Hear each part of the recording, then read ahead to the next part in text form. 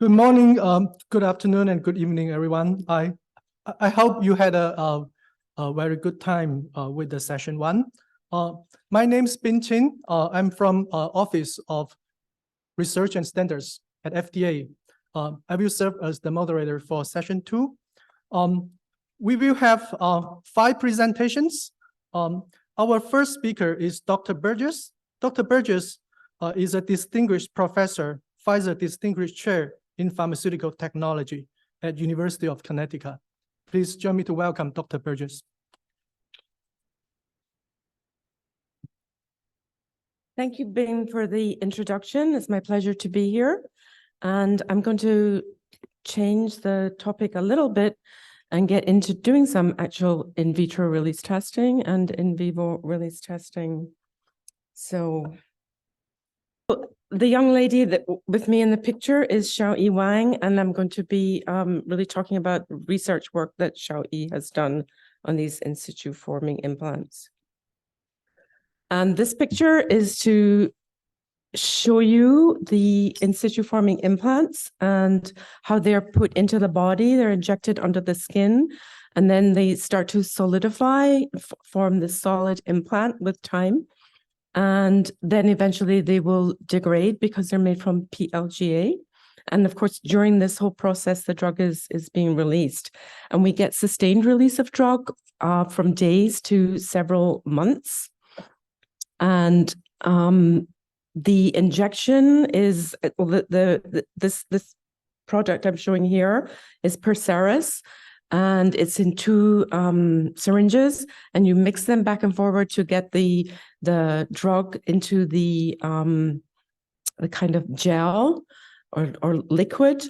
And then after that, you just directly inject into the patient. So it's very easy to inject.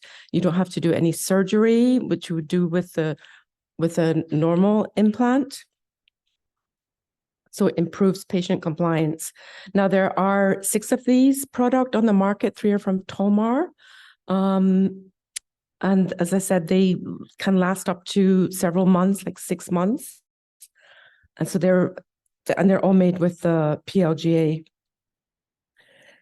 So what we were trying to understand was, why is there such a limited number of these on the market? Because they're obviously quite a useful dosage form and maybe easier to give. And also there was a lack of FDA guidance on in vitro release testing of these. And I've actually worked in the in vitro release testing of these going back many years, actually. And it is quite complicated. So we wanted to develop a good biorelevant in vitro release testing method for these in situ forming implants. And we used the risperidone as an example. And we were trying to investigate the different polymer attributes and how that might have an impact. Because you think of it as kind of a solution or a suspension and injected into the body, should be quite simple. But how does the polymer attribute maybe affect? And so if you have, or maybe try to understand the design space that within which you can work with the polymer. And the long-term goal, which we're not there yet, was to develop bioequivalence recommendations for these that we could maybe do through an in vitro only approach. So to show you the complexity of trying to do the in vitro release testing of these, if you do them by a one-shot injection, as you see on the top of the slide here, we can get different shapes. And this is if you don't do any stirring, if you just inject it into your beaker or your type 2 apparatus with your media there, you can get these kind of different shapes. And then if you do drop by drop, again, you'll get different shapes, and you will get differences in the surface area, and that can really impact on your drug release. So, and if you do stirring at the same time, you kind of get emulsion form and then eventually a suspension, and with, again, all kinds of different sizes and different surface areas. So to cut a long story short, we went through many different methods to try to get a good in vitro release testing and to truly, what we were really doing initially was to look at containing the liquid in a certain shape in vitro, at least initially, and so that until it kind of gels and starts, and how it kind of gels and solidifies is from the outside in. So it starts to get a kind of solidification right around that exposed surface, and then eventually all the way through as the solvents are released out into the aqueous environment. So we developed this adapter here, and we use a PVA film to kind of contain the liquid when it was still in the liquid state. And then that PVA film would dissolve relatively quickly, like 5 to 10 minutes. And then you've got so the PVA film is not doing any release controlling or anything. You just kind of get rid of it. So this was our initial idea. And we found that doing this was very kind of biomimicking. It was kind of very reproducible to what the implants we got when we injected into rabbits and then excised those implants back out. So we got a very similar shape. So that's kind of what we were aiming at. And what we also found out initially was that we got the very similar in terms of the initial burst release within 24 hours. So we were quite pleased with this. So we pushed forward to do the in vitro release testing with this method. And on this slide, I'm showing that we tried different volumes and putting those into both apparatus 2 and apparatus 4. So we made these different volume little adapter containers.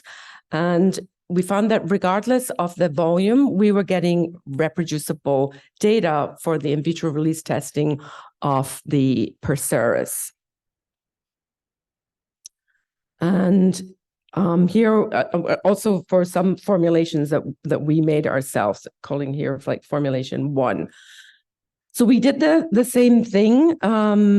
We did this with our formulations, and I've got the risperidone formulation here and also a naproxen formulation that we made. And looking at the release profile by the direct injection method and by our adapter method in the apparatus 2 here. And we found that with our method, we got, this nice, very reproducible data, whereas when you do this dropping in, we got the kind of the high error bars that you can see. And I don't think this pointer is really working either, Jim. I'm having a lot of technical difficulties. And I won't even mention the fact that we started 5 minutes late. I won't mention that. Okay, so the red line is on the top graph is with our adapter, and the black with the big error bars is doing this, just dropping in. So we also tested here with different formulations, with the risperidone and with the naproxen, and with formulations that we thought should be equivalent. And we got really good, desirable reproducibility. So we were very, very pleased with this adapter, actually. And here we compared it with apparatus 2. We put it into apparatus 2, into apparatus 4, and into a water, like a vial into a water shaker bath, and looked at the release profiles there. And I should point out that the ones that you can barely see, the light colored ones, is the release of the solvent of the NMP, and then the darker ones is the release of the risperidone. So I think the green one is in the USP apparatus 4 without beads, and then there's one blue one with beads, and then the other one's in the USP apparatus 2. So, but we did see, we're able to discriminate somewhat between these 3 different apparatus when we used this adapter. So we thought that was really good as well, because we did get some discrimination. And then we looked at the direct injection method, and we couldn't really see any discrimination because of the high error bars. Now we made some different formulations, and I'll get into those formulations a little bit later on. But we made these three kind of very distinctly different formulations. They had different molecular weight, different L/G ratios, and so on. And the one that should be faster was faster with the lower molecular weight, and then the one that was should be slower was slower. So we thought that's absolutely brilliant. We can definitely discriminate here. And we also thought to maybe use our method and see if we could do some accelerated testing, because these are long-term releasing. They're releasing over, like a month or more than a month, a couple of months. So we tried doing it. Normally we were doing it 37, then we increased the temperature to 40, and that speeded up the release profile somewhat, maybe cut it in maybe roughly half. And then we also tried adding Triton at that higher temperature, and that speeded it up even further. But you'll see with the Triton one, which is the first one on the top graph, it's very fast, and we've lost that kind of sigmoidal shape. So we thought maybe that's speeding it up too much. But speeding it up by just increasing to 40, we still kept the same shape, and we were able to get a nice correlation between both the release of the NMP and of the drug between 37 and 40. So we were happy with that as well. And this is a little break slide for you. I was in Iceland earlier this year, and it's feeling very icy today when I walked over here. And so we did do reverse engineering of the Perseris to find out, we went through all kinds of testing, molecular weight and everything, the crystallinity of the drug and all of that good stuff. But we found that the molecular weight, both for the 120 formulation, 120 milligram, and the 90 milligram, was about 22 roughly. And it had an L/G ratio of roughly 80 to 20 acid end cap, and the blockiness was about 2.5. And then looking at the comparing these like couple different lots of the risperidone at 90 milligram and the one lot here of the Perseris, the 120. And they're all actually very similar. When we did the similarity, they came out to be absolutely, the same kind of release profile. And we also looked at methods for our in vivo testing. And in my lab, we typically use rabbits. So we wanted to see, we tested the Perseris in the rabbits and see the profile that we got, and compared that to the literature where work has been done previously in humans, obviously, and in dogs. And we got kind of similar profiles. So we thought we could push ahead with the rabbit as a model for this. So next, to make our formulations to understand these polymer attributes on the performance. And so the top line, the PLGA0, that was the one that we got made to be very similar to what we found with our reverse engineering. And then we made some other formulations that had different molecular weights, so a little bit lower and a little bit higher. And then we made some with different L/G ratios, so like 75 or 80, 80-20, 75-25, or, and so on. And we also tried to look at differences in blockiness, but we found that it was very difficult for our collaborators to make formulation or to make polymers that were very distinctly different in blockiness at that 80-20 ratio. So we got a little bit different, but not too much difference. So what we did to better look at the blockiness issue was we made some that were kind of way off. We went to 50-50 of the lactate to glycolide so that we could get reasonable difference in blockiness, and those are listed at the bottom. So these are not so equivalent to the Perseris, but it was just so we could study if blockiness did have an effect or not. So I'll move to the next slide. Keep my eye on the time here. And So we then made different formulations using basically those 14 polymers that we had. Zero is the one that should be the most equivalent, but we made it with, a little bit higher molecular weight, a little bit lower, and with the different blockiness and with the differences in the L to G ratios. So first of all, looking at the impact of L to G. So these are 3 of the polymers made into the formulations where the molecular weight was pretty constant, and so was the blockiness, but we changed the L to G ratio. And as one might expect, the 75-25 was releasing faster, say compared to the 85-15, and the 80-20 was kind of in the middle. So that was, and our method was really discriminating and showing this, so that was fantastic. We, again, looking at the L to G ratio difference, but this time holding the molecular weight at around 31. And we did see the differences there, although it wasn't quite as distinct between 75-25 and 80-20, but with the 85-15 was very considerably slower. And so looking at this impact of L to G ratio, we could say that as the L to G ratio increased, we looked at what was happening in our adapter and over time, and we found that the swelling and water uptake actually decreased. So this is something that we noticed. So by day 31, you can maybe see on the top line that they're kind of popping up through those little windows that we have in the adapter, and less so for the 85-15 compared to the 75-25. And we did do a measurement of that, and to look at that, give it a score, like how much it had popped up. That's on that first graph there on kind of in the middle of the screen.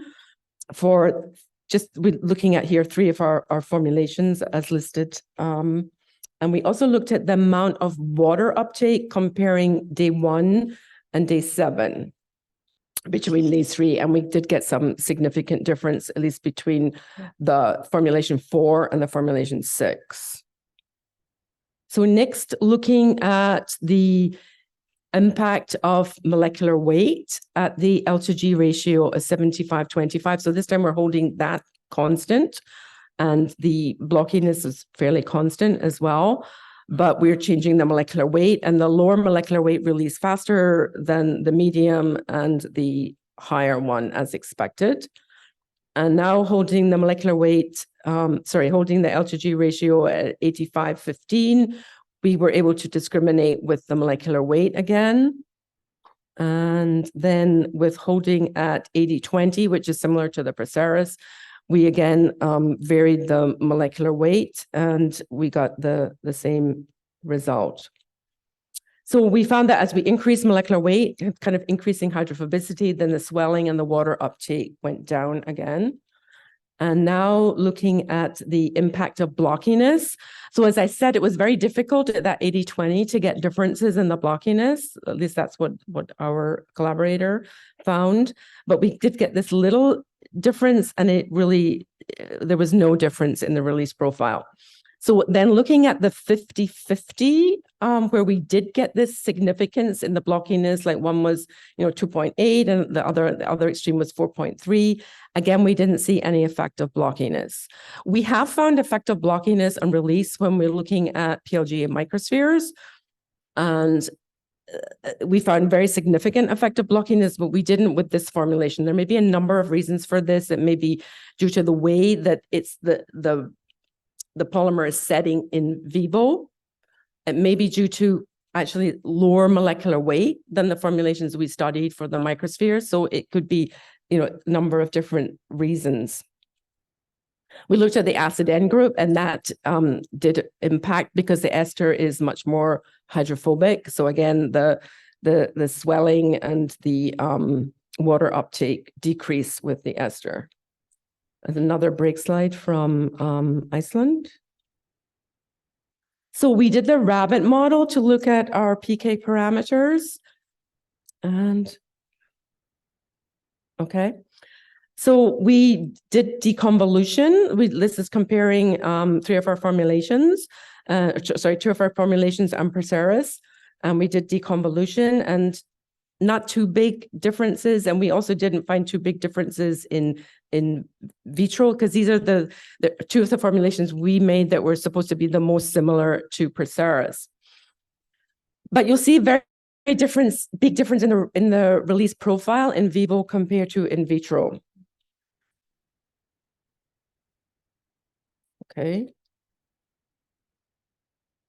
So we did this for a number of the different formulations, with the differences in molecular weight and so on, where we did find some differences in the in vitro profile, not so much differences in the in vivo profile, again, very different shapes. But we did get the same rank order in vitro compared to in vivo. Maybe the battery is failing or something. We tried to do IVIVC, although we didn't expect to find one, and we didn't find one, but we just went ahead because we had all the data. We may as well try, right? So we did, this is with another one, and here we could again see really good rank order similarities with our release profiles in vitro and in vivo, and with the deconvolution. And no. Oh, it worked. Okay. So again, we tried to do the correlation, but no correlation. The end cap. So basically, we were getting very different release profiles in vitro compared to in vivo. So we went back to the drawing board and looked at our explant compared to that, what we're making in vitro, and tried to think of what could be different. Well, maybe there could be phase separation rates are different between in vitro and in vivo because the solvent is leaving much quicker. So that could be something. A mechanical pressure. Is there some mechanical pressure in vitro, in vivo, that we're not having in vivo? And the water uptake being different. So we considered those aspects. And we're looking at the mechanical pressure. We actually did the explant, and then we dissolved the contents dissolved away all our PLGA and our drug and everything. And we were left with this collagen tissue shell, which we know can form from the inflammation, and over time you can get this collagen shell around there. So we thought that this is maybe constraining our implant more in vivo. So this might be a factor. And then there's differences in water uptakes, because we saw this kind of swelling over time in vitro, and that wasn't occurring in vivo when we did the explant.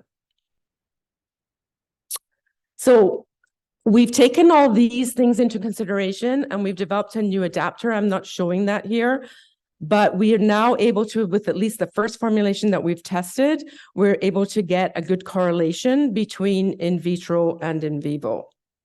So that's the blue line is the in vivo deconvoluted data, and then the kind of reddish pink line is our in vitro data with the new adapter. And then just finally to thank my collaborators at FDA and FDA for the sponsorship. And I think I'm done. So thank you.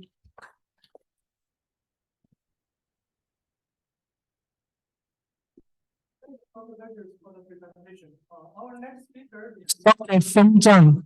Dr. Feng Zhang is an associate professor from College of Pharmacy at University of Texas at Austin. Thank you, Dr. Feng Zhang. Okay.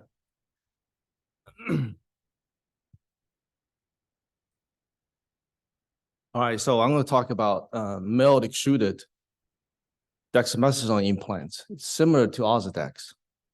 So the purpose of this project is look at how does PLGA blockness impact drug release. And one of my colleagues, Dr. Lin, chemical engineering department, is working on the blockness, chemical reaction kinetics. But later on, we find out it's actually more than blockness, and I'll explain this to you. So this work is in collaboration with FDA. And this is dexamethasone implants we're making. So by looking at patent literature and some published data from Allergan, this is a formulation we start off with. Actually, this matched up. A year ago, Allergan disclosed the full formulations. It's identical. So drug is at 60%. And you saw the dimensions, it's very small implant, has pore structure in there. So when we first worked on this project, there are several things came to our mind. Number one, this is a thermal process, right? Because PLGA has very low TGs, so we can process a very low temperature, 110 degrees C. You can even go lower. Second thing, it's a thermal process. So what about drug polymer miscibility? Dexamethasone melting point is at 260 degrees C. There's no miscibility between dexamethasone and PLGA at this processing conditions. All dexamethasone does is just dispersed in there. It's like chocolate bar with peanuts in there, literally. Plus, you do not want dexamethasone dissolved. You dissolve them, I think they will degrade during the storage. We did not look that detailed into the chemical stability, but we have some preliminary data. I'll mention it later. At the beginning of this project, we're also very concerned about polymer stability. All right. If you talk to people doing medical device, PLGA, they say you have to dry everything you can. What they were doing much higher molecular weight, because this is pretty much lowest molecular weight PLGA. You can get 501, but 502 is really low molecular weight. We find out PLGA is very stable. You only lose 10% in the molecular weight. And this is 2 extrusions, double extrusions. We get PLGA from Evonik. We just use as is. And that's about 10% molecular weight drop, okay? Now, one of the advantages of the extrusion process, it's a continuous process. So at the very beginning of this project, we realized for us to look at variability in the PLGA blockness, our manufacturing process has to be perfectly controlled. Because if my manufacturing process everywhere, I can't tell if it was my process or it's PLGA. So this is how we do our extrusion process. We do double extrusions. So we extrude it without dye first. So we can literally get big blocks of extruded come and we mill them to the pellets so we can feed them consistently. And we do double feeding. So we go through a twin screw volumetric feeder, goes to a single screw feeder, and then Huang Mini Lab, that's what we used because dimension control here become extremely critical. And we did a custom designed downstream puller. I have a video to show you. And that downstream puller actually is very critical. And then we go through a laser gauge to control the dimension. Once I have these rods, we just cut them. So here's can you play this video?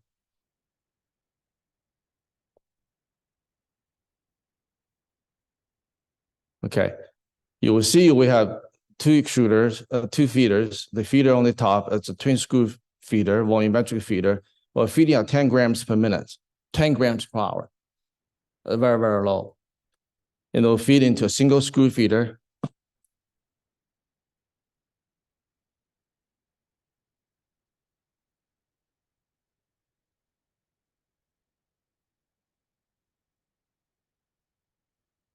They come to a die, and there's very little drawdown because the extruder is very rigid.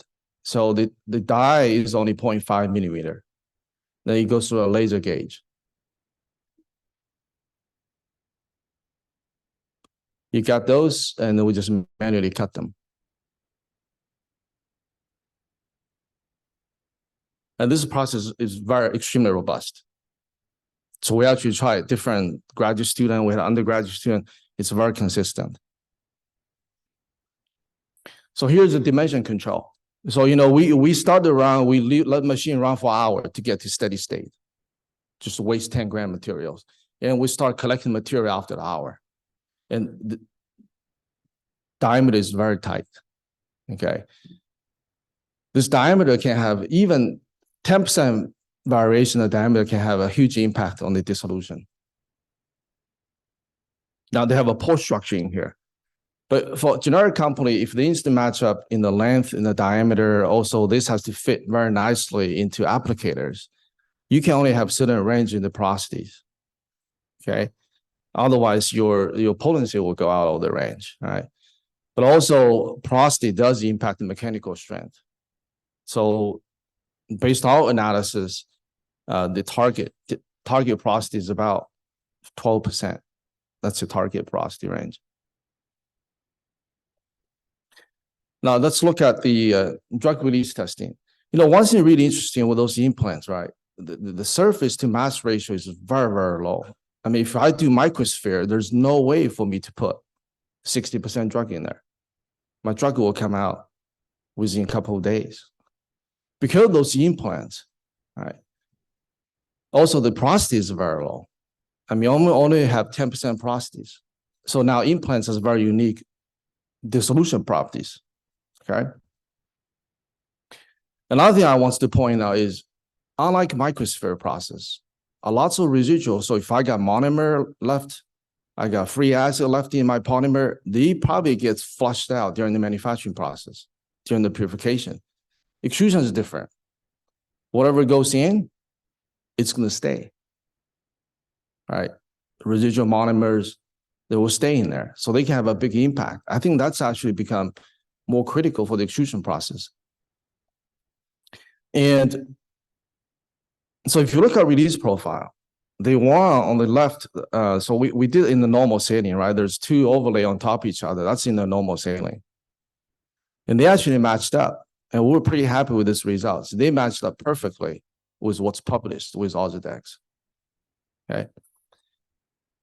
The dissolution methods published in the FDA dissolution database, they were running in the normal saline at 42 degrees C.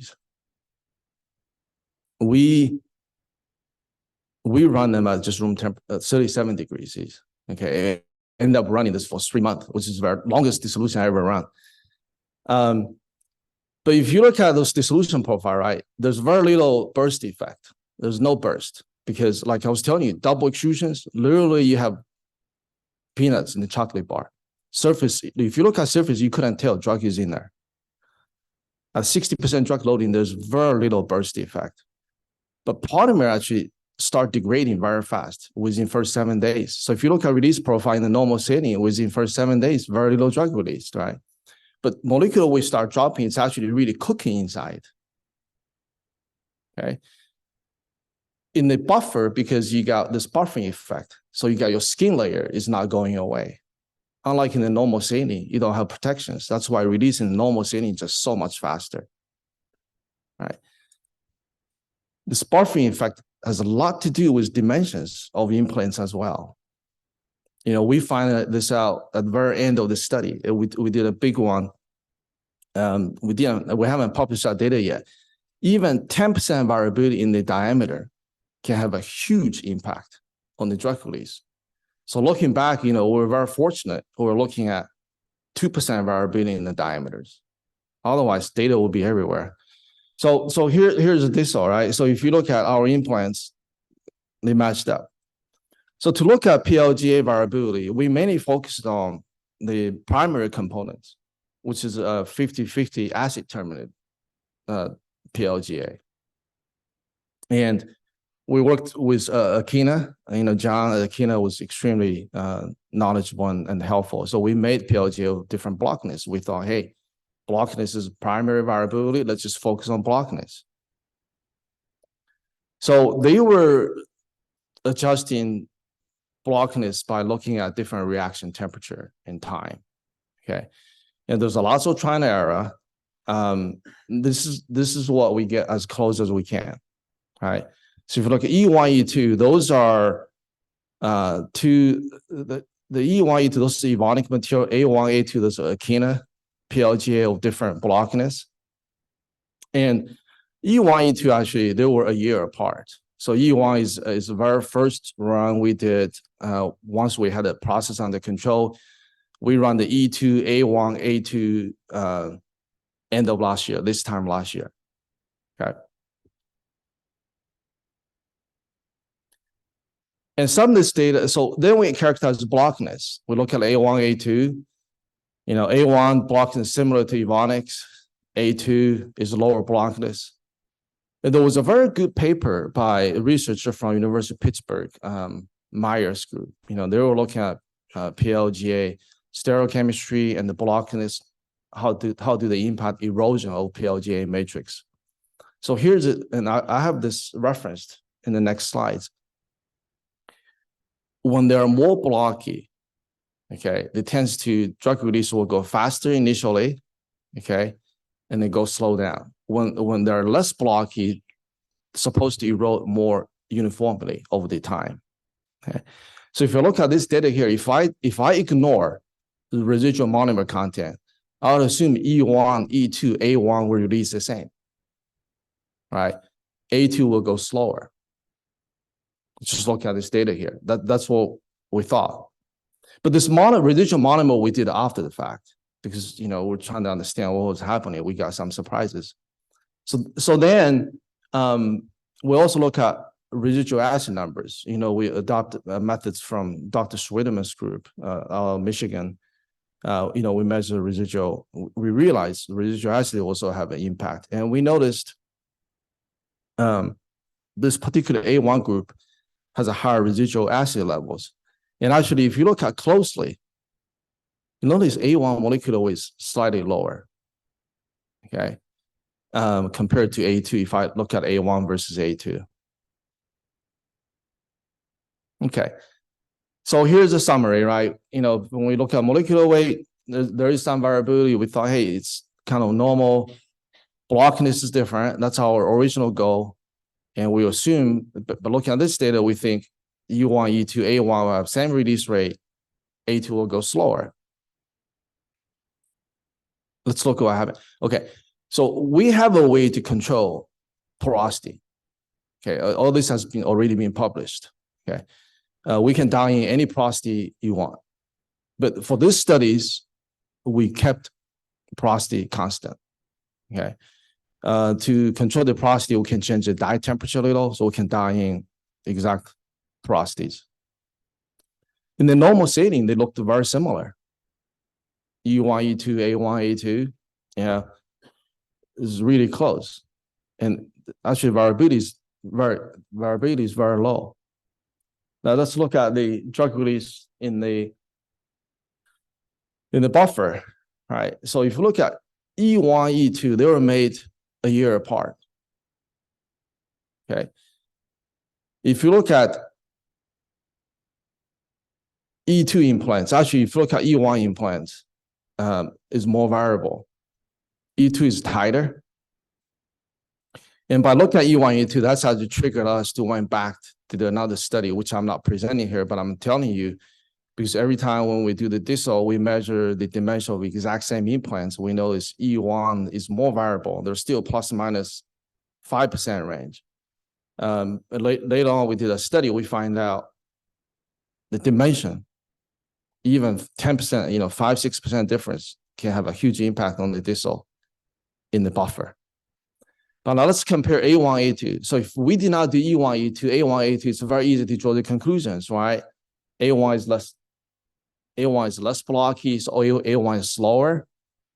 A2 is less blocky, A2 is slower, A1 is more blocky, A1 is faster. But then we look at A1, we say, well, A1 should match up with E1, E2. Like, what's the difference there? Right? And that's actually triggered us to look at the acid value, look at residual monomer content. One thing we didn't notice during the dissolution test, within first 7 days, even though implants doesn't seem to impact, no drug release, but inside actually already start cooking. Visually, we see the difference at day 14. A1, A2, we start to see some of the fraction in the implants. We don't see that with Evonik, those commercial polymers. So if you look at molecular weight, right? First 7 days, even though there's no drug release, but molecular weight is dropping. I mean, EVA, PLGA, even though they don't dissolve in water, but water can penetrate easily. So molecular weight is already dropping.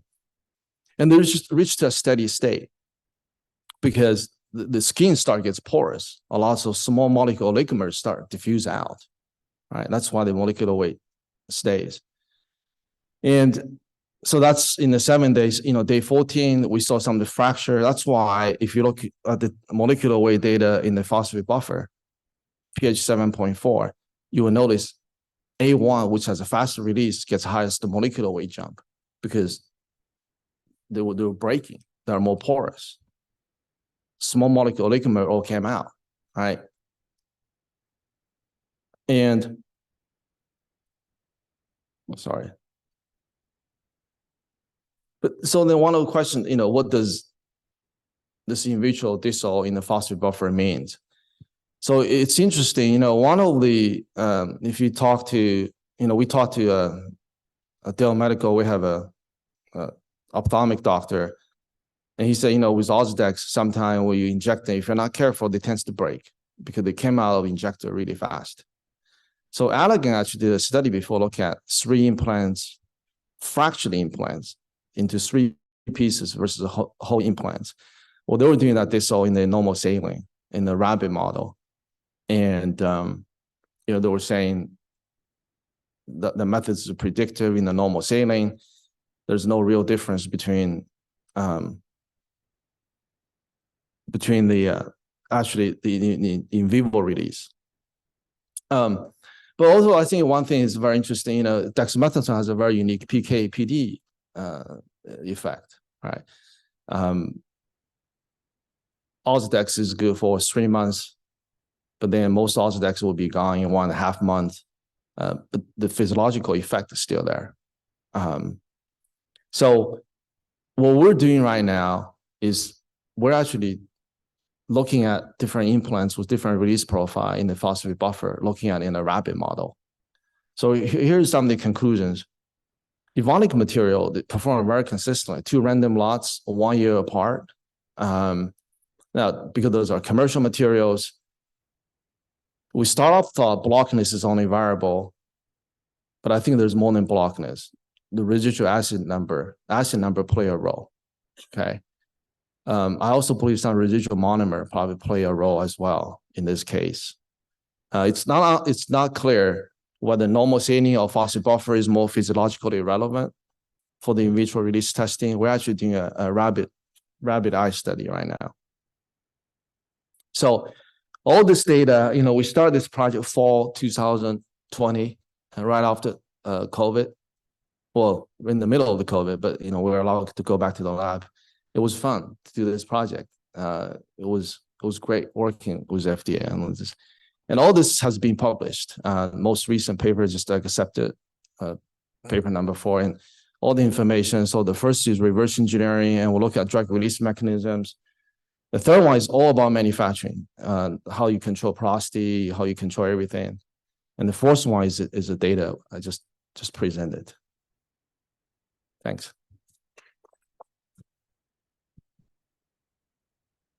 There's a thank you slides, I guess. Oh yeah, here we go.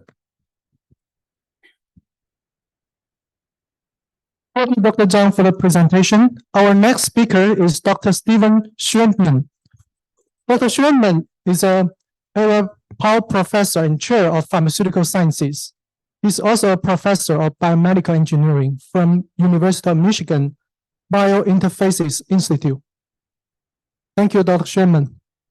Good morning, good afternoon, or good evening from wherever you are. And thank you so much to the organizers for inviting me to give you this talk. I'm going to talk to you today about exenatide PLGA microspheres. And to begin, I'd just like to, I don't know if you see at the very far bottom of left of that picture, this is our holiday party to thank my lab, but that young lady, or not so young anymore, is my wife, Anna Schwendeman, and she is the co-director of the Complex Generic Center. And she's very, very unhappy that she couldn't be with you today, so it was really unavoidable.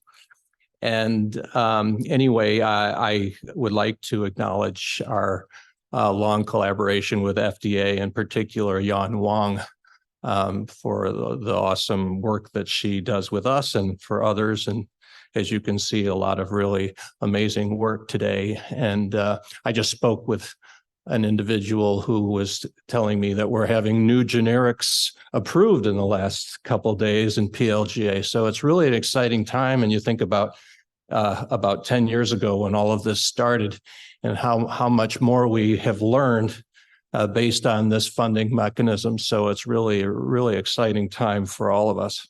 Next slide, please. So, when we're thinking about long-acting release products and controlled release from polymers, I think we're still almost always talking about PLGA. And so, as you know, from the discussions before, what it's made of, and I don't have to tell this audience all of the uses or all the advantages of PLGA and its use in over 24 or so products by now for long-acting delivery. And it first started, and I think it was 1986 was the first product, was it from Syntex? I think it was about that time. And then 1989 came the Lupron Depot and Zoladex and so on. So next slide, please. So today I would like to talk to you about perhaps the most complex drug that is currently released from PLGA, and that is exenatide, which is a 4.2 kilodalton complex GLP-1 receptor agonist, and it was originally identified from the saliva of the Gila monster. And it was the first GLP-1 approved for diabetes, and it has a pretty short half-life, and it's also has an interesting chemical and physical stability. So it's not unlike a lot of drugs. It's not as so stable in the neutral pH range. It likes to be slightly acidic, and it's also susceptible to aggregation. And so that's an unusual thing for drugs that are delivered from PLGA. And the final thing that I think is important in this discussion is that one does not want to have a high Cmax because that causes nausea in patients. So during the development of the Bidurion, and I was involved very peripherally trying to get that product approved, the initial burst was very, very important to keep that very low, a few percent or less. Next slide, please. So there are four different products with exenatide, and the first, back one, please. Back one slide, thank you. So Byetta is the soluble formulation, which is a twice daily injection. And so as you can imagine, a twice daily injection, one would want a longer acting formulation. And so they developed in 2012 the first microsphere product, which was the single dose tray Bidurion. And in a few years later, they came out with a pen, a more convenient packaging and delivery system. And then they switched out the aqueous diluent for a triglyceride diluent, and that is the Bidurion B size. And as far as I know, that's the only one that is currently marketed in the US today. Next slide. So when we want to try to get more of these products approved, we really need to think about, in my opinion, try to understand them better. And you would think after all of these years, we would know some things better than actually we do. And some of those things I'll talk about today. I think this program at the FDA has really catalyzed a lot of fantastic innovations and understanding of these things. But when we think about understanding things better, we're trying to understand mechanism. And the challenges to do that, there are many times a difficulty with in vitro assays to know whether they're predictive of in vivo behavior or not. And unfortunately, for many, many years, people tend to think that everything is known in PLGA, and there's a tendency to oversimplify this formulation and its performance. And then there's many contributions to the release that are underappreciated. So we can have many different factors that can control the release mechanism.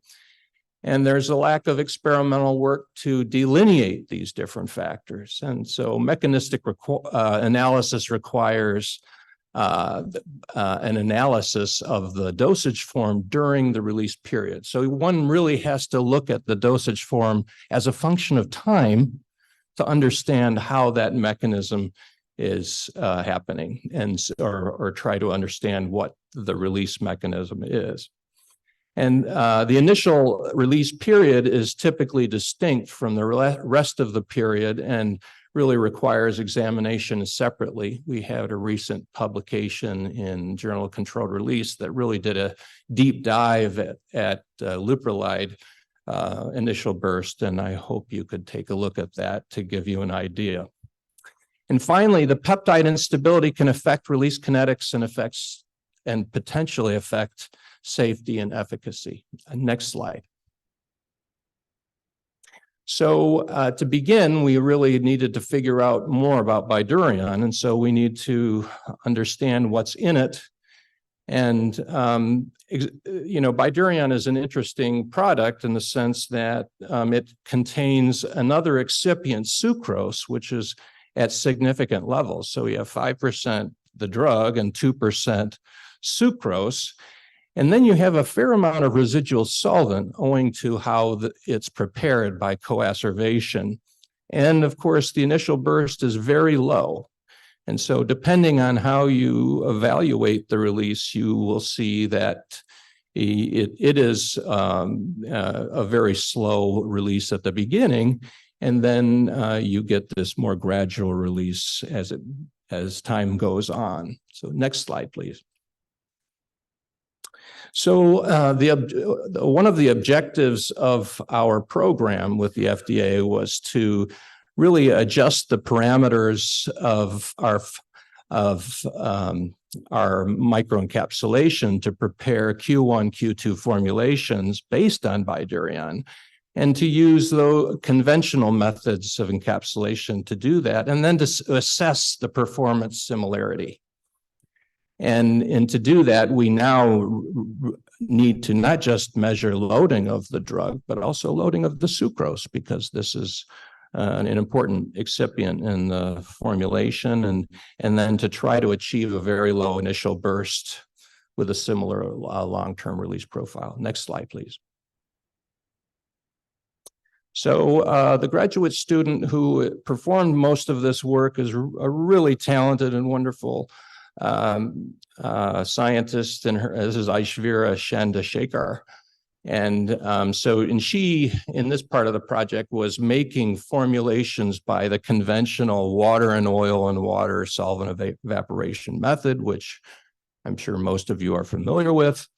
And listed in the red are the different places that we can adjust these formulations, adjust the final product by changing concentration of the polymer, homogenization time, et cetera. So next slide, please. So the first thing that we did was to optimize initial formulations, and to do that, we adjusted several parameters and measured the loading of the drug and the sucrose, and then the encapsulation efficiency, and then the burst release, because again, this is such an important factor for this product. So next. And you can see in each case, next, next, and next. We came upon a volume of our second water phase, and no sodium chloride in that solution, and adjusting the key level of homogenization speed and the stir rate gave us the best loading and encapsulation efficiency. Next slide, please. So then we turn to more fine-tuning our formulation by adjusting the polymer concentration. And as you can see, we were able to get formulations that had about 5% loading of the drug and 2% loading of the sucrose, and with an initial burst that was less than 5% in the bottom right corner. So one feature of these formulations is that we're hardening them at typically at much lower temperature, and that helps us with both the encapsulation efficiency and at times the initial burst. So we can also change the size range, as you can see in the far right bar, to adjust slightly the size range of the particles, to adjust slightly the initial burst and the loading. Next slide, please. So when we compare these formulations to Bydureon, you can see that the particle size range is very, very similar. The glass transition temperature tends to be slightly lower, and that is because we haven't dried these microspheres well enough. You can see we have too much methylene chloride. Since we did these studies, we verified that the methylene chloride can be reduced far more if we just simply dry them more extensively at a higher temperature. And you can see that also compared to the Bydureon, which is a coacervation product, there's a heck of a lot of heptane and ethanol left in that formulation, and that could potentially affect certain aspects of the performance, such as the initial burst.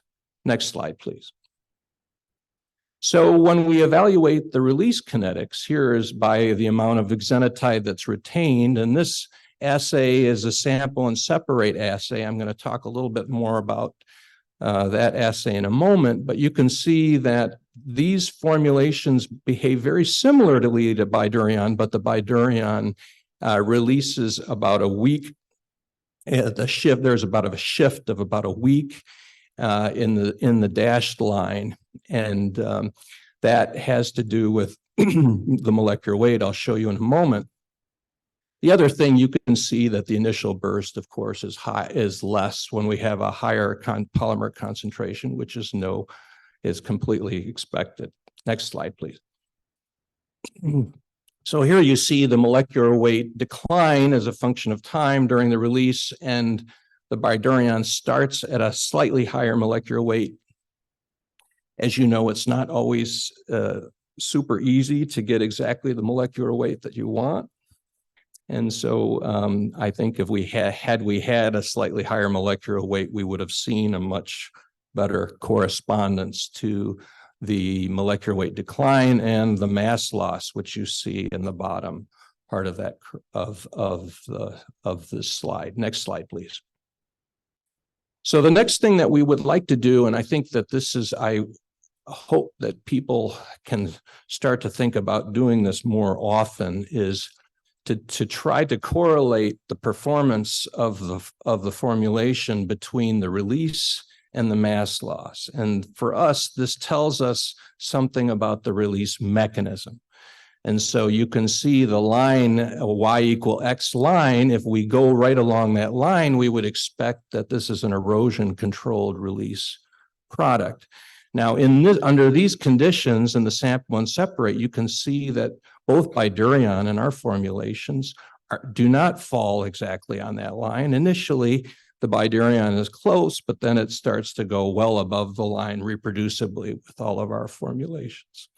So that tells us that in this case, we're releasing before the mass is being lost from the polymer. Next slide, please.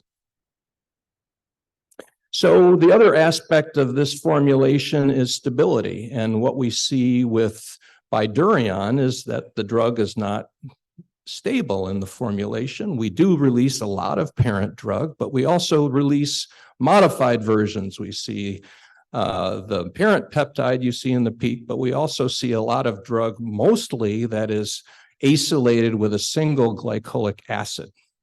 We see other We see other degradation products such as oxidation and also deamidation. And those are all also listed in the table, and we can separate those very easily by LCMS. Next slide, please.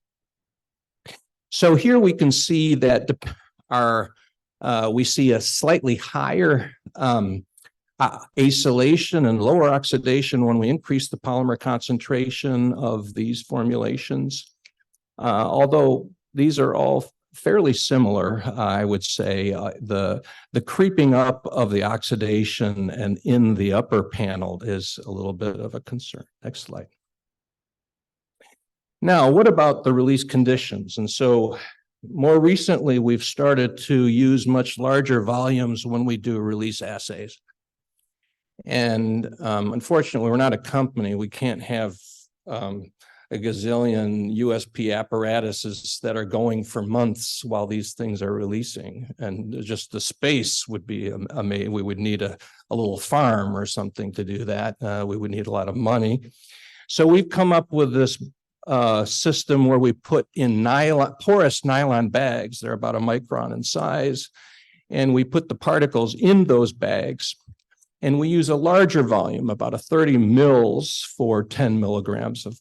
And you can see in this slide in that inset that we are able to control the pH much better using a normal physiological buffer, which is the PBS with a little tween and a little sodium azide. And you can see what we found in the upper left curve is that the release is a lot more continuous than in the sample and separate. And that's actually what we expect from the human pharmacokinetic data, that we see a lot more continuous release of the Bidurion product. The second thing that we see in the big slide is that under these conditions, the release is erosion controlled. Now we're at right along that y=x curve. And so if we have an erosion controlled formulation, that could be a very good thing about trying to predict its performance. So anyway, we do have some more data that strongly suggests that the large volume assay is the way to go. Next slide, please. So here is just to look at those two different types of release assays and the fact that exenatide does aggregate, and not all that much, but you can see in the later stages in the 1 mil assay, the Eppendorf sample and separate, we get slight aggregation after just 4 weeks.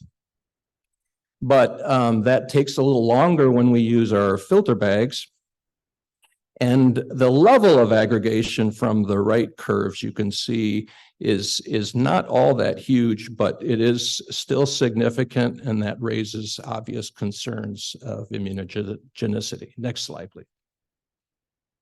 So the other thing that we see that we measure very sensitive parameter, which is the microclimate pH distribution in microspheres, and this is the formulation that's essentially identical to the 600P, but we've inserted a pH-dependent dye dextran to map the pH.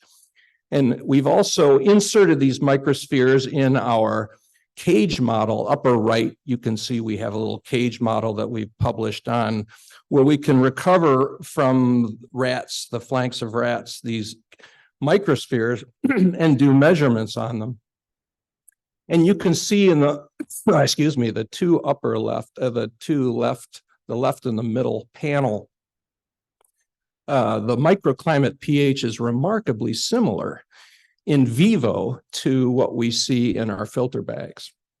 And that's, again, consistent with our continuous release, which is similar to what people see in vivo for the performance of this product. The other thing that we see is that we get a more similar degradation of the peptide in the bar chart using the 30 mil assay. Next slide, please. So to summarize, exenatide is an important GLP-1 receptor antagonist. Actually, that's a receptor agonist. used in once weekly Bydureon. And the product is prepared by coacervation and releases the peptide over several weeks. The peptide is unstable with acylation as its primary mode of instability. Solvent evaporation can be used to prepare Q1, Q2 formulations with similar release stability performance as Bydureon. Peptide aggregation has been recorded in PLGA microspheres, highlighting the importance of potential immunogenicity differences amongst Q1, Q2 formulations of Bydureon. Large volume release media appear to provide a more suitable release environment than small volume sample and separate systems, and I know others such as Diane have seen similar things. The mechanism of exenatide release from PLGA and large media is erosion controlled, strongly suggesting a pathway for an in vitro predictive assay for generic exenatide PLGA microsphere formulations. Next slide. And with that, this is our facility where we house our Biointerfaces Institute. And thank you very much for your attention.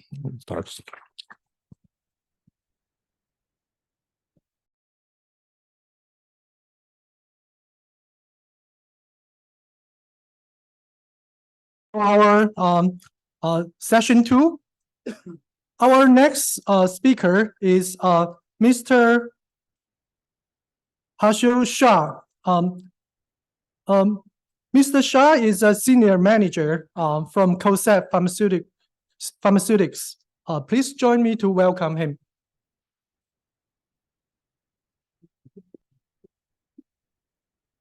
Thank you, Dr. Bean, for the kind introduction. Good afternoon, everyone. I hope you guys have a very good lunch. So first of all, I would like to thank organizers for inviting me here today for today's talk. I'm going to discuss today about in vitro release method development for ophthalmic products. We'll go over the key consideration and challenges for the same.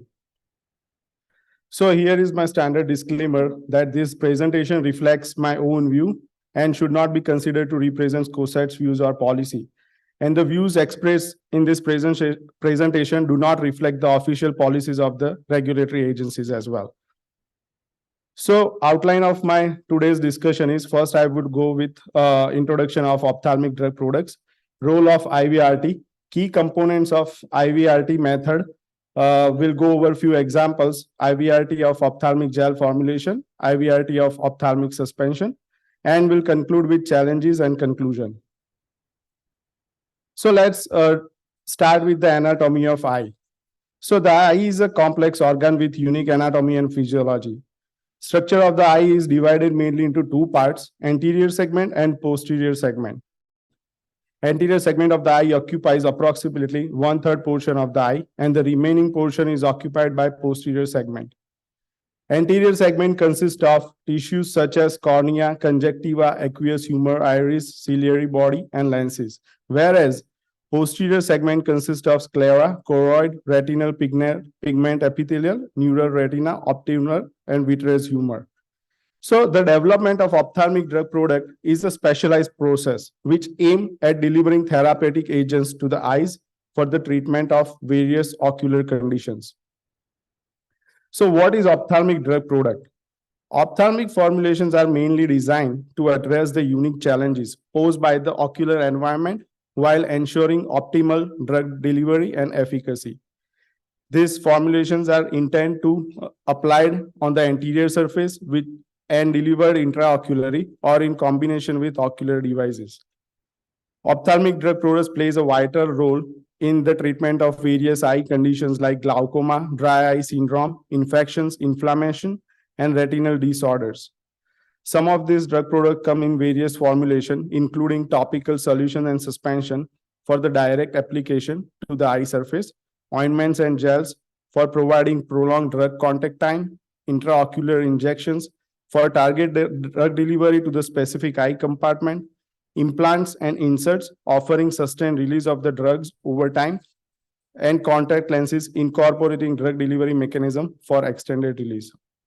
So the choice of the formulation mainly depend on the specific therapeutic goals and patient's requirements. So now we will go over the importance of the IVRT. IVRT is a very important tool, and it is mainly used for the various purposes like formulation optimization, to evaluate the impact of product critical quality attribute and process parameter on drug release, to evaluate the batch to batch consistency, to evaluate post-approval manufacturing changes, to demonstrate the bioequivalence sameness of drug products of test and reference product, and also acts as a surrogate to in vivo testing. So these are few recommendations for IVRT method. It is very challenging to develop IVRT method to determine sameness in release profile between Q1, Q2 equivalent ophthalmic formulations. Typical in vitro option of ophthalmic product PSG states that acceptable comparative in vitro drug release of API from test and reference standard formulations. So to fulfill this requirement, there is a lack of compendial methods and regulatory guidance on IVRT for ophthalmic formulations. So what are the recommendations to develop the IVRT method? Develop IVRT method should be accurate, precise, sensitive, and selective enough to ensure the equivalence in drug release between test and reference product. The methodology used here for IVRT should be able to discriminate the effect of quality attribute and a critical process parameter of the test formulations. And at the end, detailed information on the development and validation of proposed IVRT method should be prepared and stored for the regulatory use purpose. So let's discuss the key components of IVRT method of ophthalmic product. Mainly, it is divided into three sections. First is method development, method validation, and pivotal IVRT study. Selection of apparatus, membrane selection, media selection, selection of dose amount, and selection of sampling time points should be evaluated as part of the method development. Whereas as part of the method validation, analytical method validation using HPLC and IVRT method should be evaluated. Once upon completion of development and validation, pivotal IVRT should be performed, and that is the comparative study between test and reference product. These are the key considerations for IVRT method development. For apparatus like USP apparatus 2, USP apparatus 4, and vertical France diffusion cell should be evaluated with different accessories. Whereas solubility, pH, stability needs to be evaluated for the selected receptor solution. As part of the membrane selection, compatibility, pore size, diffusional resistance, and membrane binding needs to be evaluated. Additionally, with this, during the method development, sample loading and sampling time point also needs to be evaluated. So as I mentioned earlier, that IVRT method validation is mainly divided into two parts, HPLC method validation and IVRT method validation. Mainly for the analytical method validation, it is recommended to refer the bioanalytical guidelines, where you can evaluate the specificity, linearity and range, LOQ determination, accuracy and precision of QC samples, solution stability and robustness. Whereas as part of the IVRT method validation, it is important to evaluate precision, intermediate precision, sensitivity using different API concentration, selectivity to prove the discrimination with altered formulation, and the robustness, again, minor changes in the IVRT method like flow rate changes, temperature changes, sample dosing amount, and media volume changes. So after the completion of development and validation, the pivotal IVRT study should be performed. And the recommendations are that pivotal comparison between test and reference should be evaluated performing 12 units of each formulation. Here it should be performed on each lot of test and reference product. Drug release should reach plateau and achieve at least 80% of the drug release during the evaluation of ophthalmic drug product. And at the end, statistical evaluation should be performed using similarity factor F2 approach. Let's move on the first example of IVRT method development of ophthalmic gel formulation. Basically, ophthalmic gels are semi-solid dosage forms containing high water quantity. They have enhanced retention time and bioavailability because of their viscosity. The formulation of ophthalmic gel involves careful consideration for factors such as viscosity, pH, and osmolality. Viscosity is one of the key aspects to consider when developing the IVRT method, as the gel structure can significantly affect the drug release. Additionally, particle size distribution of the test product also a key parameter. Hence, discrimination with different particle size levels are also recommended. Here, as part of this example, I would like to discuss the data and findings for the selection of apparatus, reproducibility, and discrimination with high viscosity batches. These are the very important during the development of IVRT method for ophthalmic gel. So apparatus selection is very important to get the optimum drug release from any formulation. So as part of the study, we have evaluated two different apparatus, France diffusion cell and USP apparatus 4 for the gel formulation. Here, membrane receptor solution dose amount for both the experiment were same to evaluate the drug release profile on both apparatus. And drug product, specifically for USP4, was loaded directly on the 10 grams of bead to evaluate the drug release. So as part of the observation, as we see on the graph, that USP4 shows about 90% drug release when it was loaded directly on the beads, whereas France diffusion cell was giving about 15% of the drug release after 8 hours of study duration. And percentage CV here for both the apparatus was identified less than 15%. Moving forward with the reproducibility, here, as part of this study, intra-run reproducibility was evaluated to observe the variability with cell to cell on USP apparatus 4 using the same experimental condition. And as we identified here that percentage CV between 6 units in the intra-run were observed less than 15% for first time point, whereas less than 10% for rest of the time point. Hence, method observed here is very precise to perform the IVRT for a particular ophthalmic gel. Again, additionally, as I mentioned, viscosity is very key aspect, very key parameter for the development of gel formulation. Here, the discrimination was evaluated as part of the IVRT method development. Here, test product prototype, which is Q1, Q2, is evaluated for the discrimination with the test product prototype with the high viscosity. The alter formulation with the high viscosity was manufactured by increasing the amount of viscosity builder in the test product. And here prototype 1, which was Q1, Q2, is 550 centipoise viscosity, and prototype 2 has a 850 centipoise of viscosity. So as we see in the graph, the drug release of prototype 2 with higher viscosity is slower where compared to the test prototype, which is Q1, Q2 with RLD. This shows that IVRT method shows the discrimination in the batches with the difference in the viscosity. Therefore, viscosity here, it can be concluded as viscosity is a critical formulation attribute which can impact the drug release for the ophthalmic gel formulation. During the gel formulation, IVRT development of gel formulation, we have learned that evaluation of flow rate, volume of receptor medium, choice of the membrane, evaluation of different receptor media, and pore size of the membrane is important to achieve the accurate, precise, and discriminative IVRT method. The second example is IVRT method development of ophthalmic suspension. Here, ophthalmic suspension represent dispersion of hydrophobic drug in aqueous solvent. They have enhanced contact time because of drug retention in the conjunctiva. Particle size, solubility, and dissolution rate in tear fluid are extremely important during the preparation process of ophthalmic suspension. Here, particle size of this suspension is important consideration in terms of irritations as well as ophthalmic bioavailability. Therefore, discrimination with different particle size are recommended to develop the IVRT ophthalmic suspension. As part of the suspension, I am going to discuss two things, that reproducibility and discrimination with higher particle size test prototype. So reproducibility was very challenging while developing the IVRT method for ophthalmic suspension. Reproducibility here is evaluated to ensure the variability within the run of ophthalmic suspension. Here, for the IVRT method, again, USP apparatus 4 was utilized to perform the drug release, and semi-solid adapter and membrane was also utilized.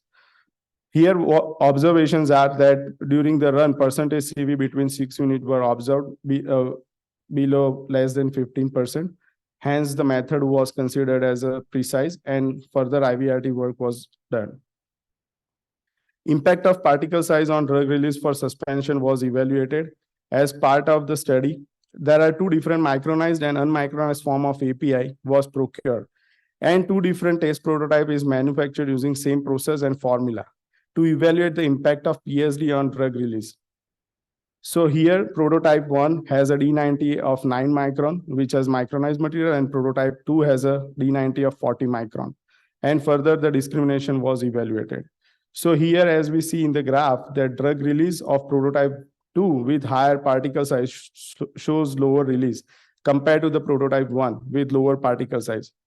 So hence, it proves the discriminative ability of the IVRT method. Hence, concluded that PSD will be considered as an important CQA to establish the similarity of drug release between test and RLD.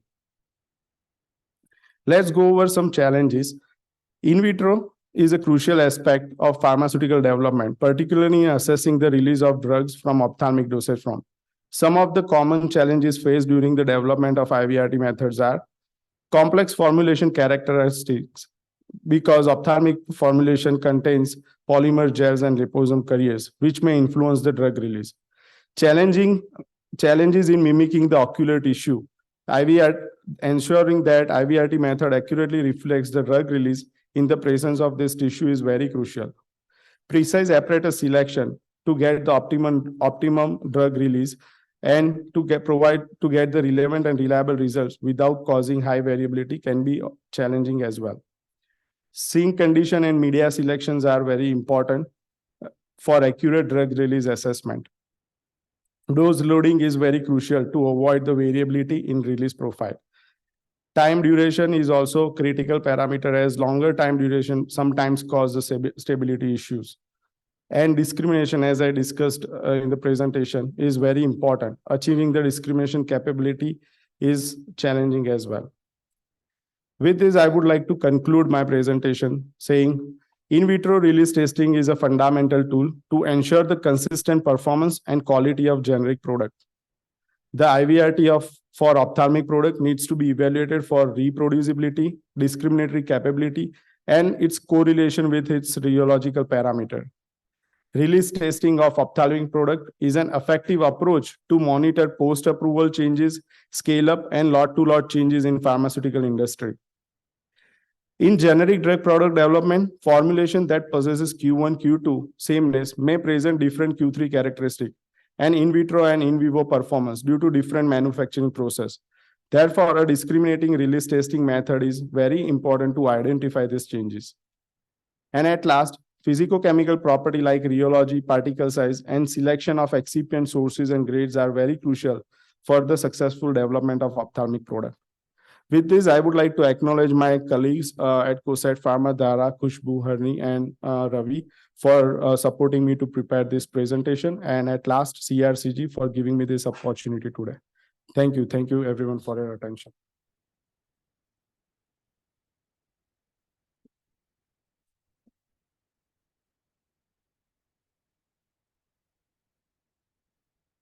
Thank you for the presentation. Our next speaker is Dr. Anna Krese. She's a senior scientist from Sandoz Global Development. Please join me to welcome Dr. Krese.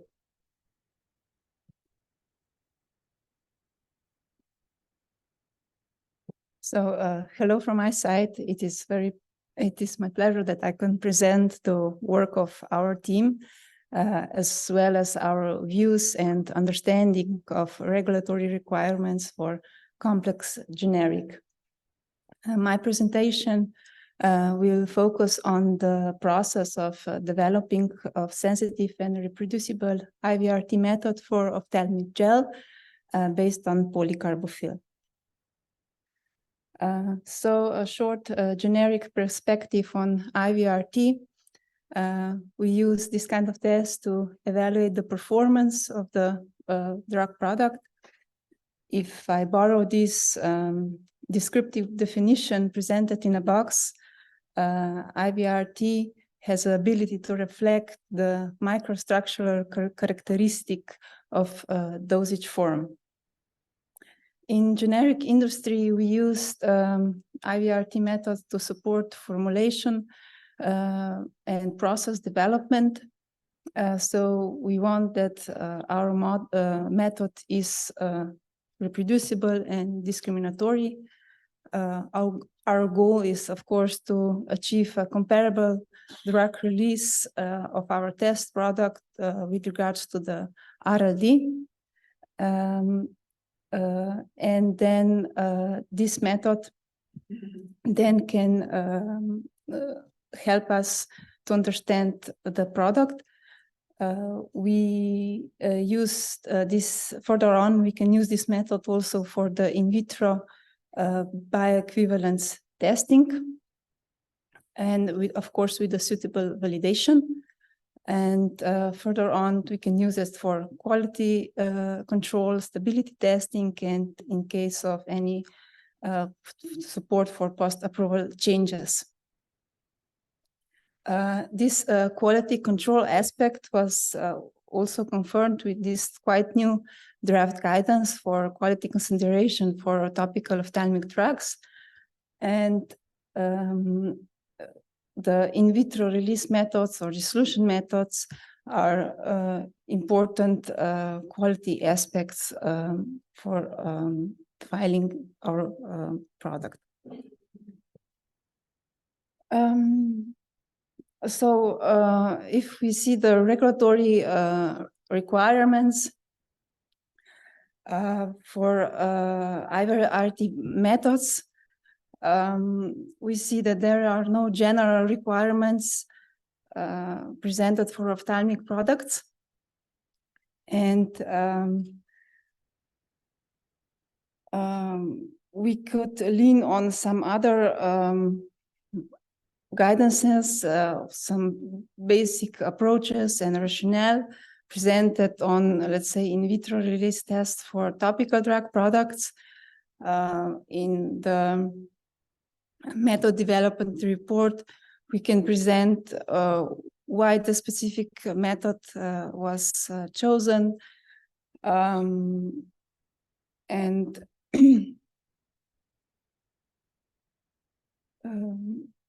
we illustrate which parameters were chosen and to identify the critical parameters of the method. Also, in our case, we developed a method for the gel formulation. So we lean on the USP chapter for semi-solid drug products of the performance test. And we can see that the 3 different methods are presented here that can be used. The important document for generic development is also the product-specific guidance. Here we have presented PSG, one of the latest PSG for ocular gel. We have here some valuable suggestions that we should have the method that detects the complete drug release, and that for evaluation of the similarity, F2 factor could be used. And also, if we look at the FDA dissolution method database, we see that that's very general statement are present that we should just develop a method to characterize in vitro release. And in case of PHGs, we should develop a method that is properly developed and validated that can detect potential differences. Okay, so one of the valuable insight, which method should we use, is the literature screening. And here are presented some various methods that can be found. Is the vertical diffusion cells, immersal cells, and various methods for dialysis-based method. And also some alternative methods are presented with various adapters that were used. Okay, so to evaluate the in vitro release performance for ocular product, we should know some basic physiological conditions presented in this precorneal segment of the eye. We have very low volume of the anterior volume. And in regards to the large volume of the eye drops, it's like 4 to 5 times higher. And we have this high ratio. And also there are some other precorneal factors present here. We have solution drainage, blinking, the presence of tear film. So the water layer is present between the mucin and the lipid layer. We have the blinking and the tear turnover process. And we have the lacrimination. And all these factors should be considered, at least to some extent, in vitro release tests. Based on these precorneal factors, all these factors are quite effective in removing any external addition into this precorneal segment. So we have reported very low residual times, and maybe a little bit longer for the gel formulation, and also therefore very low bioavailability. If we translate all these in vivo conditions to in vitro environment, the optimal IVRT method should have these high ratios of tested dose versus the volume of the solution medium. We should have this medium flow through. The high mechanical stress is present, and we should consider the relevant testing time. So the main polymer in our formulation is polycarbophil. This is quite often used polymer in ocular products. It has many favorable characteristics. It has high swelling capacity. It has low irritation, and due to the high numbers of carboxyl groups, it can have a high interaction with mucin layers due to this hydrogen bonding, and this prolonged the residence time, and also the bioavailability of the drug. Here are presented 2 studies for evaluating the effect of polycarbophil on drug release. So we see if the concentration of polycarbophil is increased, we see the decrease in vitro drug release, and this correlates to the prolonged residual times in vivo environments. Here the tests were performed on rabbits. For our approach, our first step was the screening process. So we tried to identify which method would be the most suitable. We started with more compendial methods. We used the Paudel apparatuses with the small volume vessel. In this case, the gel formulation was put on the glass wing boat and then introduced into the vessel. Further on, we tried also the basket apparatuses. In this case, the gel was within the basket. And then we tried a little more alternative methods. We used the beaker on a thermostated shaker with additional glass beads. And this movement of glass beads produces additional stress on the gel. But for all these methods, we observed actually quite high variability of the results. So further evaluation was performed. We used also the immersion cells and Fran cells with the variation in membrane type and pore sizes. Here we have the main challenges as also with the variability, because during the preparation and preparing the cell setup, the gel has very relative low viscosity, and the gel moved around the edges of the membrane and produces quite high variability.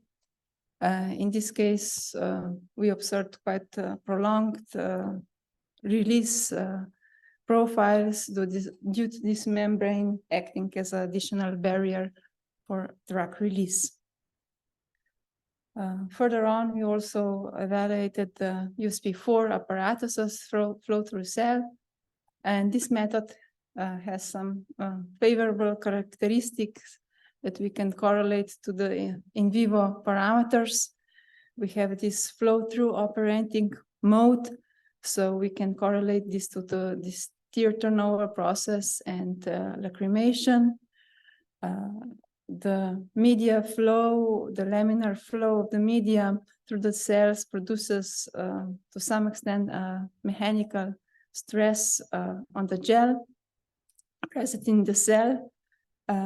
So we concluded that this method shows the most promising the results. So we did a further assessment of this method. Parameters that we evaluated were the flow rates, amount of glass beads, amount of gel tested, different positioning of the gel, and of course the medium type, and also the surfactant was needed to achieve complete release. And we concluded that actually the main shift in the drug release profiles was provoked by the change in media flow. So our chosen media was some medium level to evaluate then the performance of our test formulation. Further on, this discriminatory power of the IVRT method is important characteristic to consider. Based on this general description, the dissolution profiles should show discrimination or meaningful change when there is a change in critical material attributes and critical product properties. And then here is a term that maybe we could further discuss is what is this meaningful change? Based on the literature, the suggestion is that we should vary parameters around 10 to 20% change to see meaningful change in drug release profiles. In our case, we have the gel formulation. The drug release profiles are varied and the changes are provoked due to the change in one or multiple CQAs. And in our case, we identified that these CQAs are the particle size distribution of drug substance and also the viscosity of the gel. During our development, we observed that the decrease in drug release rates is provoked with the larger particle size of our substance and when lower viscosity is present. So I have here maybe example to consider. If we have the target batch And then we have the batch where the drug substance particle size are larger and the batch has lower viscosity. Actually, the release profiles are quite comparable. So during our evaluation, we confirmed that this variation in drug release are provoked by change in viscosity and in drug substance particle size. As I mentioned before, in vitro release tests are the performance tests. We could say this is one of the Q4 level for evaluation of the sameness. And if we see a change in drug release profiles, and we have confirmed the Q1, Q2 sameness, there is probably some variation in Q3 parameters, so the physicochemical or structural characteristics. So in all, therefore, it's probably that if we want to achieve in vitro BE, we have a quite large variety of Q3 tests that we have to confirm sameness with the reference product. Yeah, this is our identification for the meaningful change. In our case, we see the really significant shifts. So the F2 factors for similarities are below 50, and there is a 55% differences in drug substance particle size distribution, and also with the amount of polycarbophil in the product. Okay, so to summarize my presentation, IVRT tests are important tool for generic industry to guide the product development. Our goal is, of course, to achieve comparable drug release with the reference product. And that in case of more complex product, this screening process for suitable IVRT method is more comprehensive and demanding. For our further development, it would be very beneficial for us if there would be a little bit more specific guidances, which method should be used, or at least what are the experimental parameters that we should consider based on maybe formulation type. Also that maybe some leading examples of how to demonstrate the discriminatory power, what is this meaningful change, what is the criteria for acceptable variability of the results, perhaps maybe when the more alternative methods are used, and what are the statistical approaches for evaluation of drug release similarity profiles. So thank you for your attention.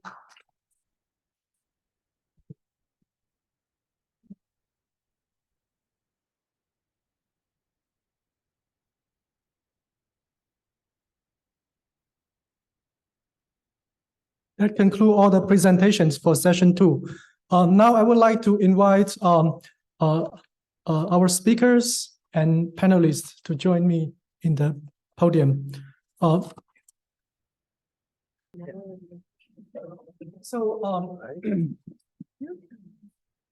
In addition to our speakers for this session, we also have 3 additional panelists. Dr.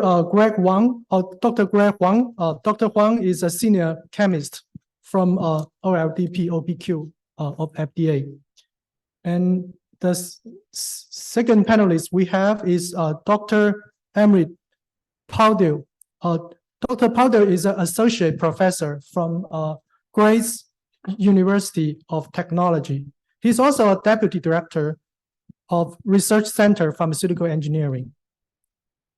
We also have a panelist join us online, Dr. Dama Rao. Dr. Rao is a lead structural characterizations for Dr. Reddy's laboratory. Please join me to welcome all the panelists. So maybe we can start with some in-person, like the questions from our in-person audience. Hi, good afternoon, everyone. This is Pan Zhang from USP. Thank you for the two great sessions so far. So I have a question for Dr. Zhang. I definitely, very natural to consider the impact of molecular weight or LG ratio, the terminal groups on the performance of LG polymer-based drugs or PLGA-based drugs. But based on your study, we found out we need to definitely consider other factors such as the terminal acid number and also residual monomers. I have a question for you regarding acid number. So, does your group have further plans to do some more work on acid number? For example, ask Akina to produce batches of higher numbers of acid numbers of the 50, 12,000 LG polymer PLGA. Or do you predict with higher acid numbers the release will be quicker?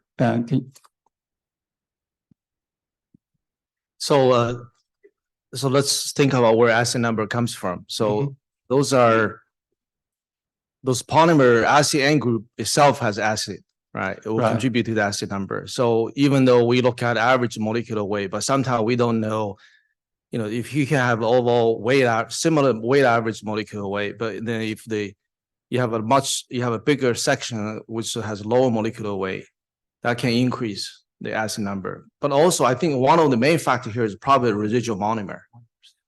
Residual monomer contributes a lot, which we didn't have methods to look at residual monomer. I think the commercial PLGA, they probably clean up a lot more than R&D batch we made. So those are the multiple factors, because when the acid value is high, they hydrolyze much quicker. You got different microenvironment. That's why we saw drug release go faster, the implants even ruptures. As far as do we further do the first study? Right, to confirm them? We could, it's just, we're not doing further study right now. We're actually looking at how does it make a difference in vivo?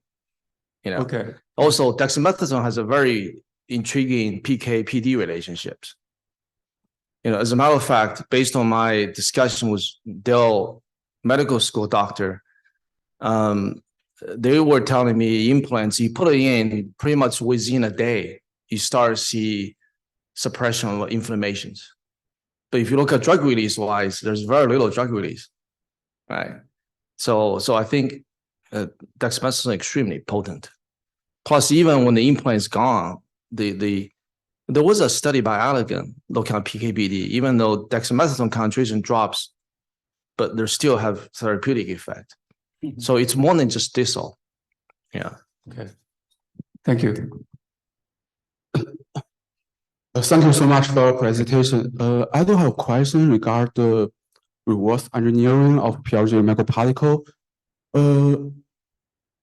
My question is, should we consider the sterilization method as a critical factor?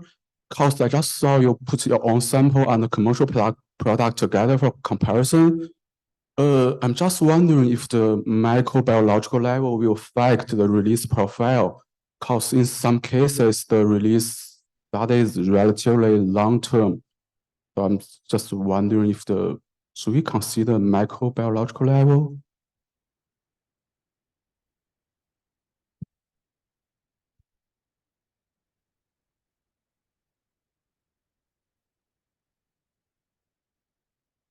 Just to clarify, you're saying that you want to see if you want to consider a particle that has some contaminant in it and whether that affects the release? Yeah, kind of like when we analyze do the reverse engineering of the commercial product, should we analyze the sterilization method that used in the current commercial product, like the aseptical condition or terminal sterilization method? Should we identify? Boy, that's a good question. I mean, obviously, it would be nice to know what sterilization method they used, but it may not be clear. So I think that if you're welcome to use whatever sterilization method you want. It's really what you find out at the end, right? Go ahead. The sterilization method could affect the polymer degradation. I think, is that what you're getting at?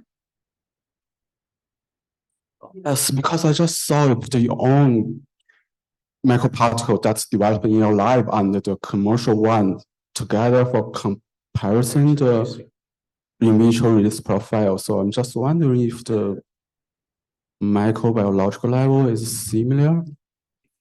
Sterilize stuff you made in the lab. Yeah. I see. Now I see the question, and the answer is, at least in our lab, we don't normally sterilize those samples that we compare, but it would be a good experiment to do that. I would say that now, if you did it aseptically, I would expect that there would be no difference, right? So it's just a matter of now the terminal sterilization. That's a good experiment to do, I would say.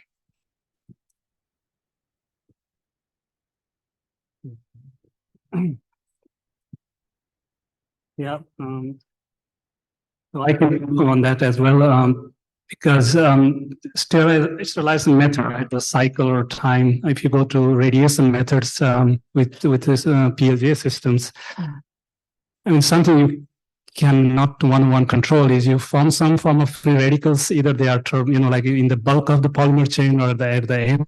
So they can have different half-life. So that means then your chain season over, especially the stability samples after sterilization. So I think that we have heard a couple of questions from our collaborators as well. So indeed, there are some papers, things published, but there are a lot to do on that. So it has more to do with these living chain radicals you form rather than microbiological level themselves, especially on the impact of release, I guess. Thanks for the nice presentation, which mirrors quite well my feeling if I think of release tests, which is mainly frustration, because what I heard from you, it's not clear if you should test in saline or in PBS. It's not clear if you should 30 milliliter of conditions here of release media or 1 milliliter.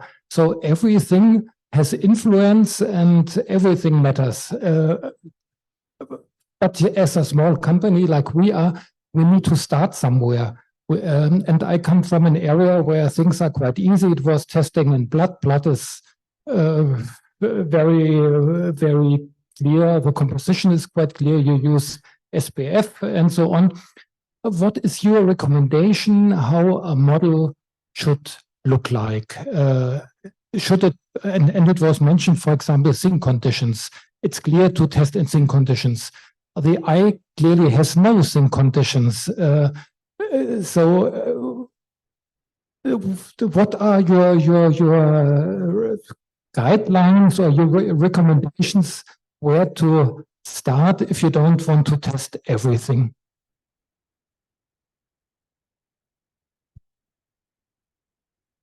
You want to go on first? Go.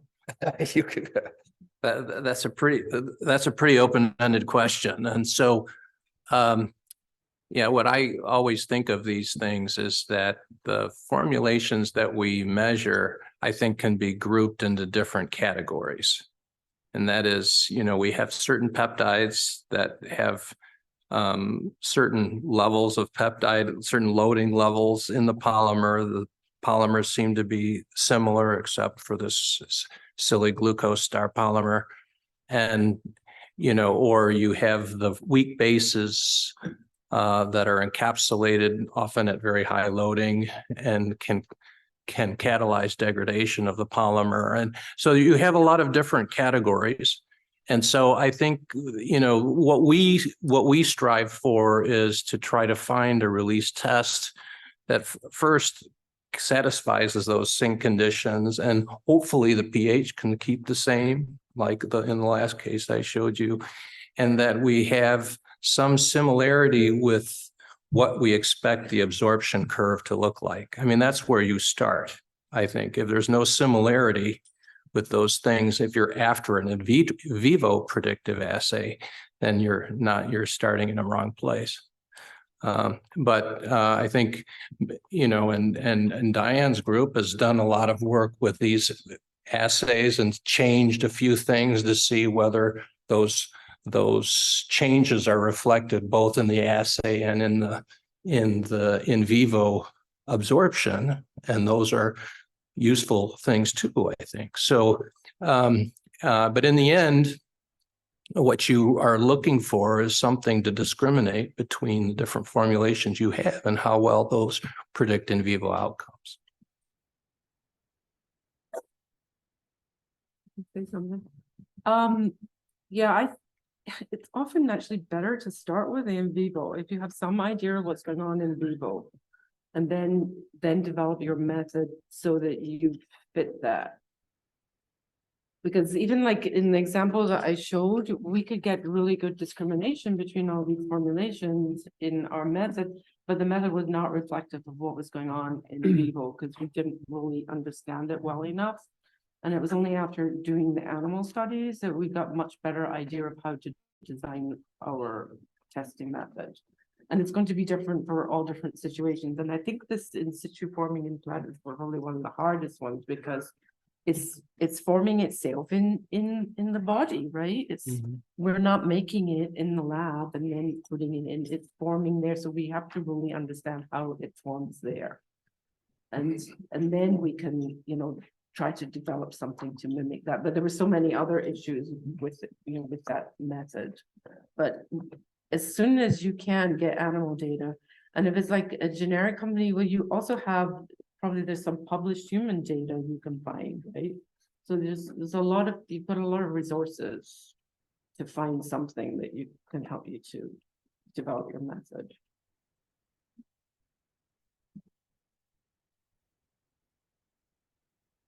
So it's 3 weeks ago, there was a company UK, they do simulations. They reached out to me because they asked for raw data from Mark's paper for Ozdex.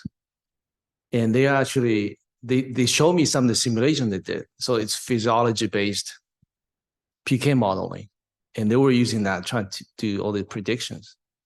And it looks like a magic to me, But I should start looking more into it because it goes back to your point about, but they do ask for, okay, what's the basic mechanism of drug release? What controls? So they're doing lots of mathematical modeling. Yeah. So the other thing that I neglected to point out is that, there are a lot of different mechanisms that control the release. And so from my point of view, if you're in vitro assay, the release mechanism is fundamentally different from what happens in vivo. Its ability to predict anything is suspect. And it's possible there could be correlations and so on and so forth, but no one can reasonably bank on that. Mm-hmm. And so I think one of the things our laboratory has really been trying to do very hard is that trying to figure out what is the specific release mechanism.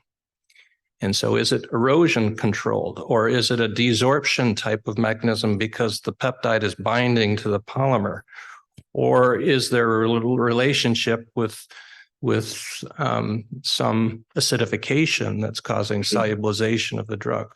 There's a lot of different things that can happen that can affect the release. So, and then we have in initial burst is a whole nother discussion where lots of things are happening. So.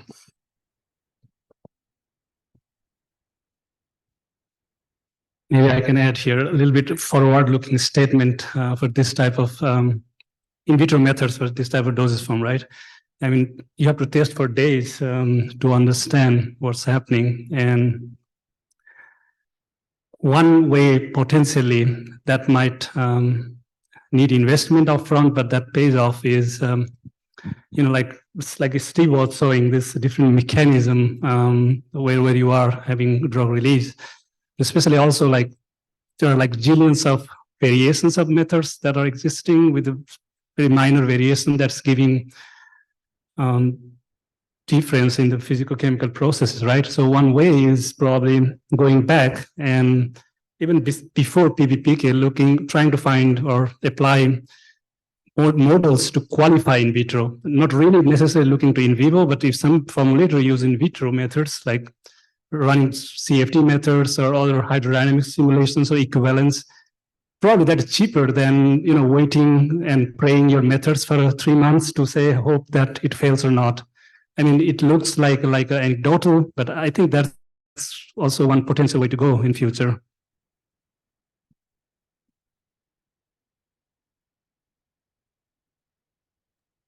I believe you had a response as well. Yeah, sure. You know, I think You it's very adjust nice. your model to your specific product, and this model which works for one product, if you switch the composition and if you switch the degradation mechanism of your product, you need to modify your model afterwards. This sounds for me a little bit weird, to be honest, because, and also to have in vivo results first, of course, it would be great if you have an ready-made implant first to collect in vivo data to adjust your model, but maybe the reality is vice versa. You start with a bench test before you start, before you go in preclinical. So you need to have a model to decide if you're ready for preclinical, and seemingly this model depends really on your specific product. Well, that's unusual. First of all, I don't think anyone in this room, excuse me, I don't think anybody in this room could tell you if you say, oh, this drug, I mean, this, let's just say a peptide and this polymer and and you put it together and this type of formulation is going to have this release mechanism. And this type of release assay is going to predict in vivo. I think that's, you know, where we are. We still aren't, you know, we're still not there yet. I mean, there are some things that we know, and, you know, a lot of the assays that we struggle with, in my opinion, are poorly soluble compound when we want to deliver, you know, we work with very poorly soluble corticosteroids, and the release assays for those are very difficult to try to predict the in vivo outcome. And even when we do, I'm pretty sure the mechanism isn't exactly the same. So now in peptides, I would say I think we're very close. I think in these weekly basic drugs, we're doing really great. But it depends on what the compound is.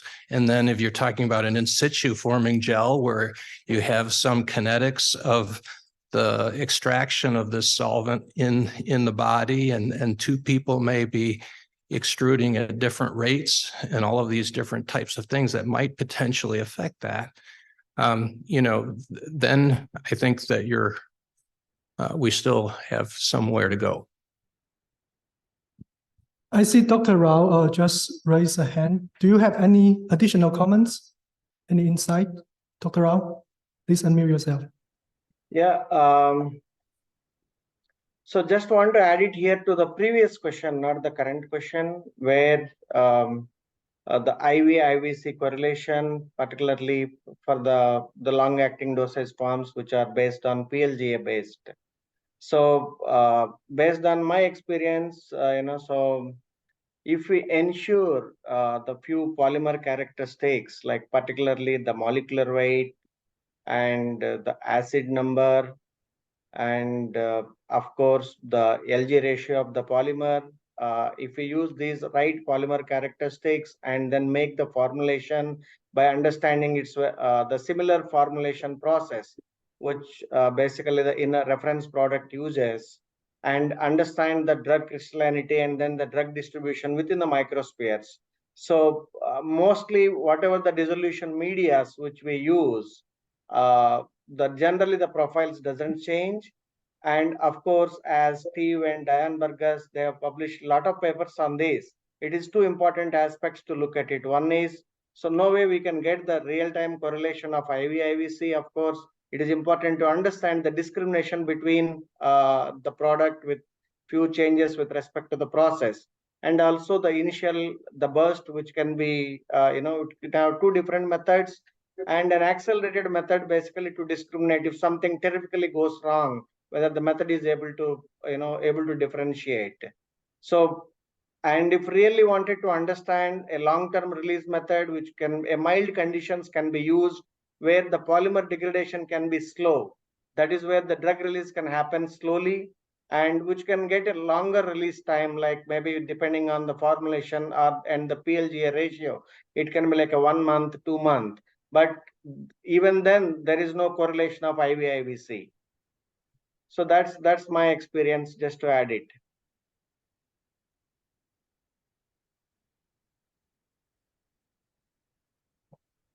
Thank you. Thank you. All right. So from the context of generic drug development, I think you can assume you'll always have for the brand product what the PK profile is through some. So your starting point, right, is you sort of deconvolute that and you say, like, what is my product doing, right? So I can pretty have confidence that the product is releasing drug at a certain rate. I mean, so this is the precursor to my question is, from the work that you all have done in, animal models and things like that, how confident we are that it's the product and polymer itself that's controlling that release rate versus the physiology of what the body does to these injections over time and the environment, physiological environment around them that affects and potentially impacts the drug release that you see. So if you can comment on that aspect of, to sort of match up with the sort of observed release from the product administration and deconvoluting that into the sort of polymer control versus physiological effects.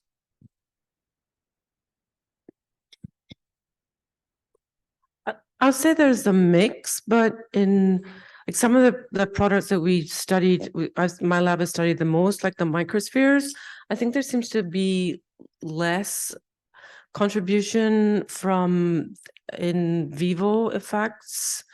Obviously, it's degrading and it's releasing the drug and there's diffusion, degradation. But I think we got really, really close. And that was like the first one that we tried to do. And I think we just hit lucky because it's a very complex release profile with a burst and then a lag phase and then a secondary burst.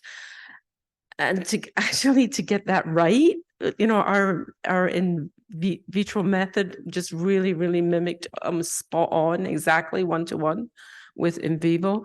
I think we were really lucky. And then we got to the in situ forming gels and it's like, oh, wait a minute, I thought we knew how to do this and we don't, So in that case, I think I should have thought about it, in hindsight, it was 2020, but I should have really thought about what I just said about it's forming in situ. It's not, that's where it's happening. So we should have studied, maybe done more animal studies right at the beginning. We're not worried about so much about the in vitro release method until we understood it much better. And we did do some in our very initial work. We did, we were injecting into, I think it was rats then, not the rabbits, and we were taking them out and just looking at them, and it seemed to be that we were getting similar in vitro to in vivo, but we just didn't drill down deep enough into it. So I think it's complicated, and some of the work we're doing now with Simulation Plus but that's with the long-acting injectables, just the solid things. We're trying to get into a lot more into that and look at like the inflammation and so on and in the modeling there. But again, we're not there yet. We're just scratching at that surface. And like the oral route is, we know so much about that for, many years. It's been much more investigated, maybe easier to than with this parenterals and all the different kinds of parenterals. Some products where really it's it's sort of clearly really controlled almost by the polymer, but like the in situ, there's other ones where the in situ ones where that you have to have more focus on what's going on in the physiological environment, right? I think it's still controlled by the polymer, but we just don't understand it as well, how the polymer is forming in the in situ environment. I think that's it. But I mean, if you take the two really different polymers and put them in, like maybe like double the molecular weight or, something very significant, you're going to get a different release profile in vivo as well. Yeah, thank you. There are a few, I would say it's really much a case by case basis. And there are certain things that we know that can cause changes from the physiological point of view. And so there are certain the weekly basic drugs. There's, I think it was a risperidone and naltrexone, I forgot which one, where if in certain number of patients, the drug just comes out much faster. And that's been hypothesized to be related to inflammation and an local acidification of the formulation. So this would be just some specialized type of deal. Or in the case where you have this, the fibrous capsule formation. And in our experience, that can affect the release in vivo. So that would be another specific example with you're having a very hydrophobic drug in a very long releasing implant, and that can affect. Now, there are other factors that we don't fully understand and we've measured, for example, higher water contents in formulations when we put them in vivo, and then any of our in vitro release assays can reproduce. But on the other hand, we have other cases where we see almost exactly the same thing, very predictive, maybe just a slightly faster in vivo.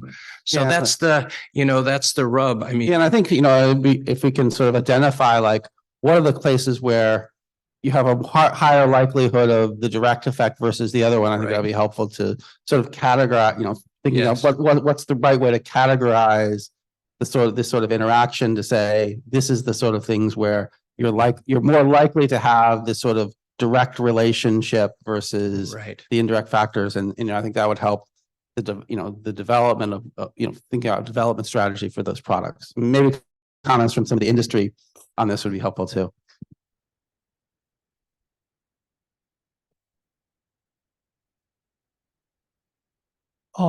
Yeah, we still have some time. I would like to have one question. I would like to hear all our panelists' opinion.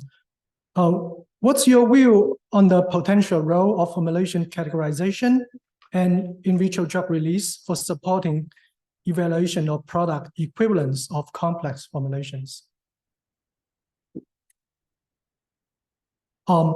Yes, the question is, what's your view on the potential role of formulation categorization and in vitro drug release for supporting evaluation of product equivalence of complex formulations? Yeah, maybe we can start with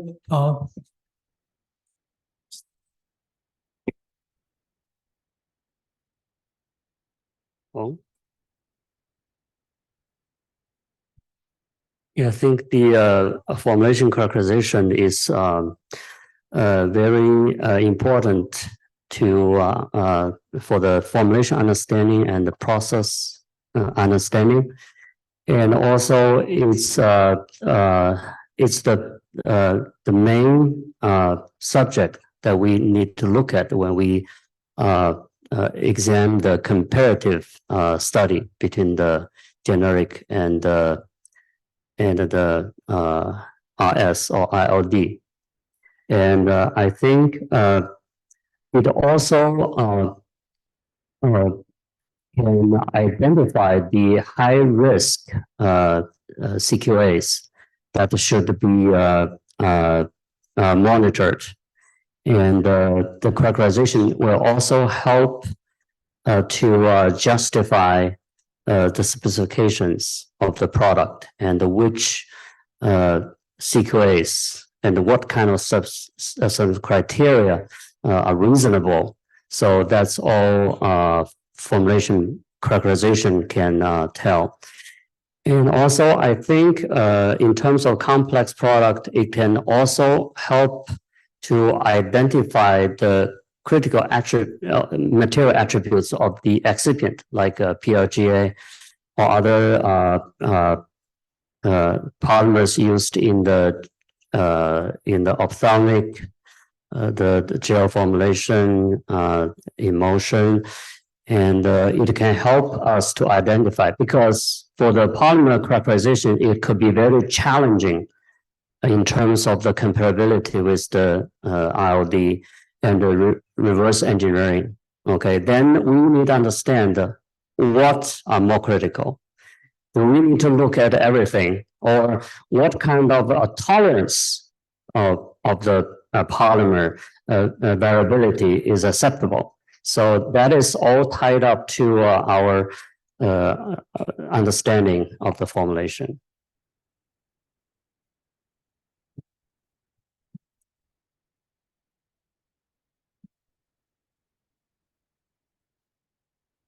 Well, I think that what we saw this morning about all of the difference with the polymers and their characterization.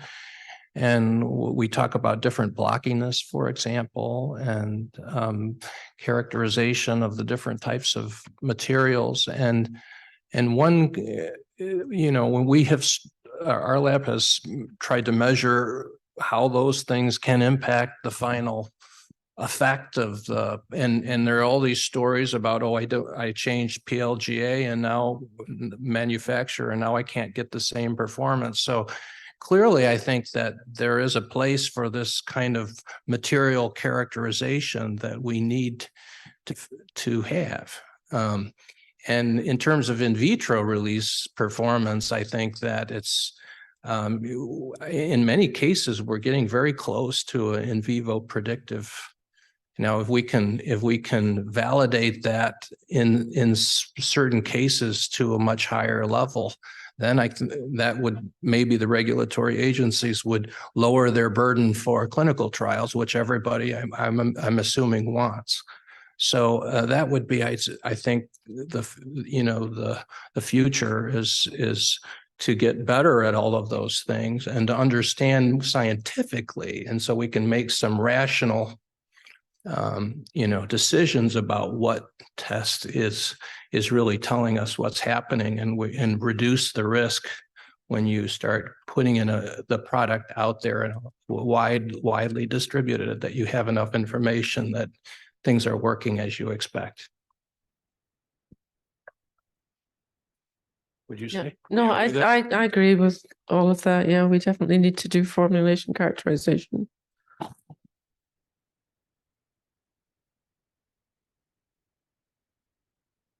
Excuse me, do we have time for 2 more questions? I have 2 questions if we can ask.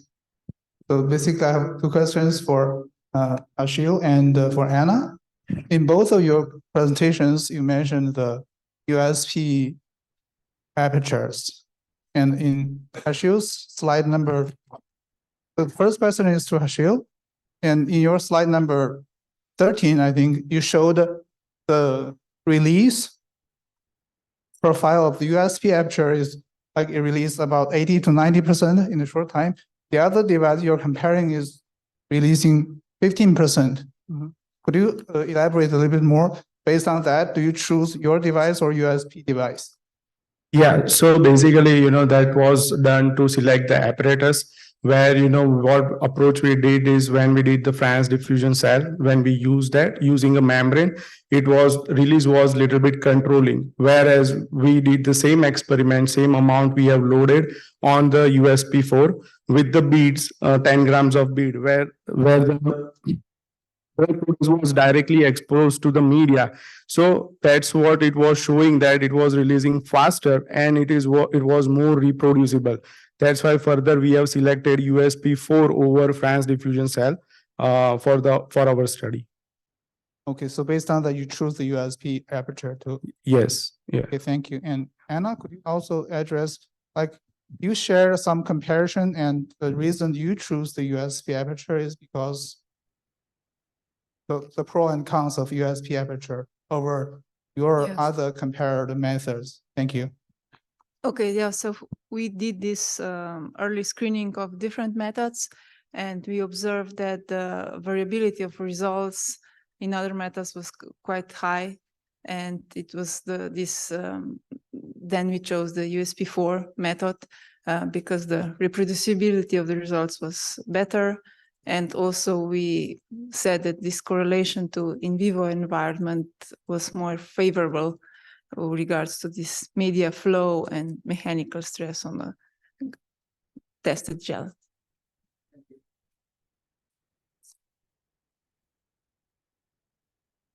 Yeah, we also have a question for Dr. Anna Krese. So in one of your slides, you shows when you try to demonstrate the discriminability, you vary the percentage of one inactive ingredients. What's the kind of fundamental change that caused the difference in drug release?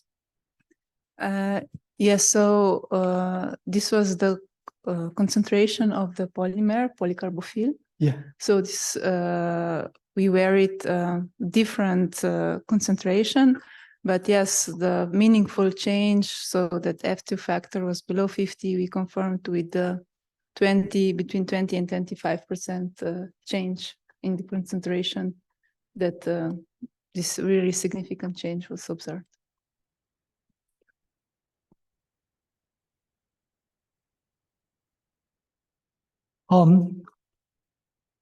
Maybe we also have some online questions. Because of the time, I think maybe we can address one more from online. The question, I think, is to Dr. Burgess. Can you discuss the impact of parameters such as PLGA molecular weight, block length, blockiness, L2G ratio, etc. on drug release, particularly for risperidone drug products? Well, I guess it depends on whether it's a microsphere or an in situ forming implant. Because, for example, the blockiness we found had a big impact on the microsphere, but at least within the range that we could study, and we went out of our way to have samples with significantly different blockiness. It did not appear to have any influence for the in situ forming gels. So I think it's product specific as well, but I think by a rule of thumb, the molecular weight is almost always, if you've got a significant difference in molecular weight and L2G ratio, then it's going to have a big impact.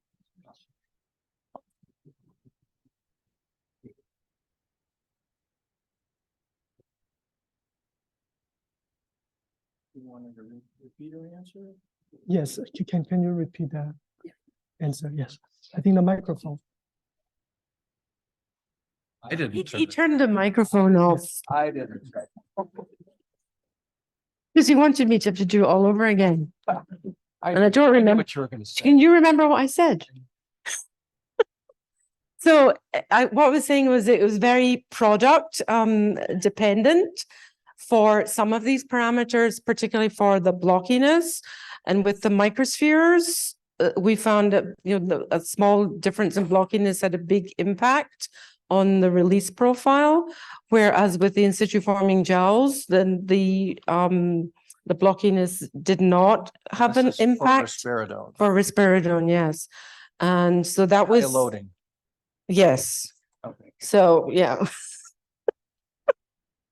So we're finally having some fun. Okay. So, but things like molecular weight and L/G ratio, if you've got those significantly different, then I think for both of these products, for the microspheres and for the in situ forming gels, it's going to make an impact. At least in vitro, you can see the impact. You can see it in vivo, maybe not quite as much, but we're getting the rank order effect because the method that we studied most of our formulations with for in vitro, we're now going to change, and because we found that it wasn't correlating well with the in vivo, so we're going to have to go back and do our homework all over again. Is that good enough? Sounds great. Okay.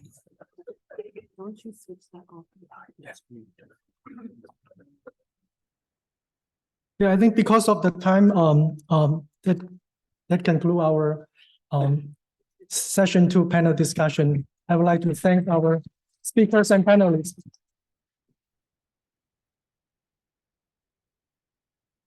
So for the audience who joined online, I hope all of you enjoy this morning, afternoon presentation and panel discussions, and also hope the content and discussion from this workshop is helpful for your product developments.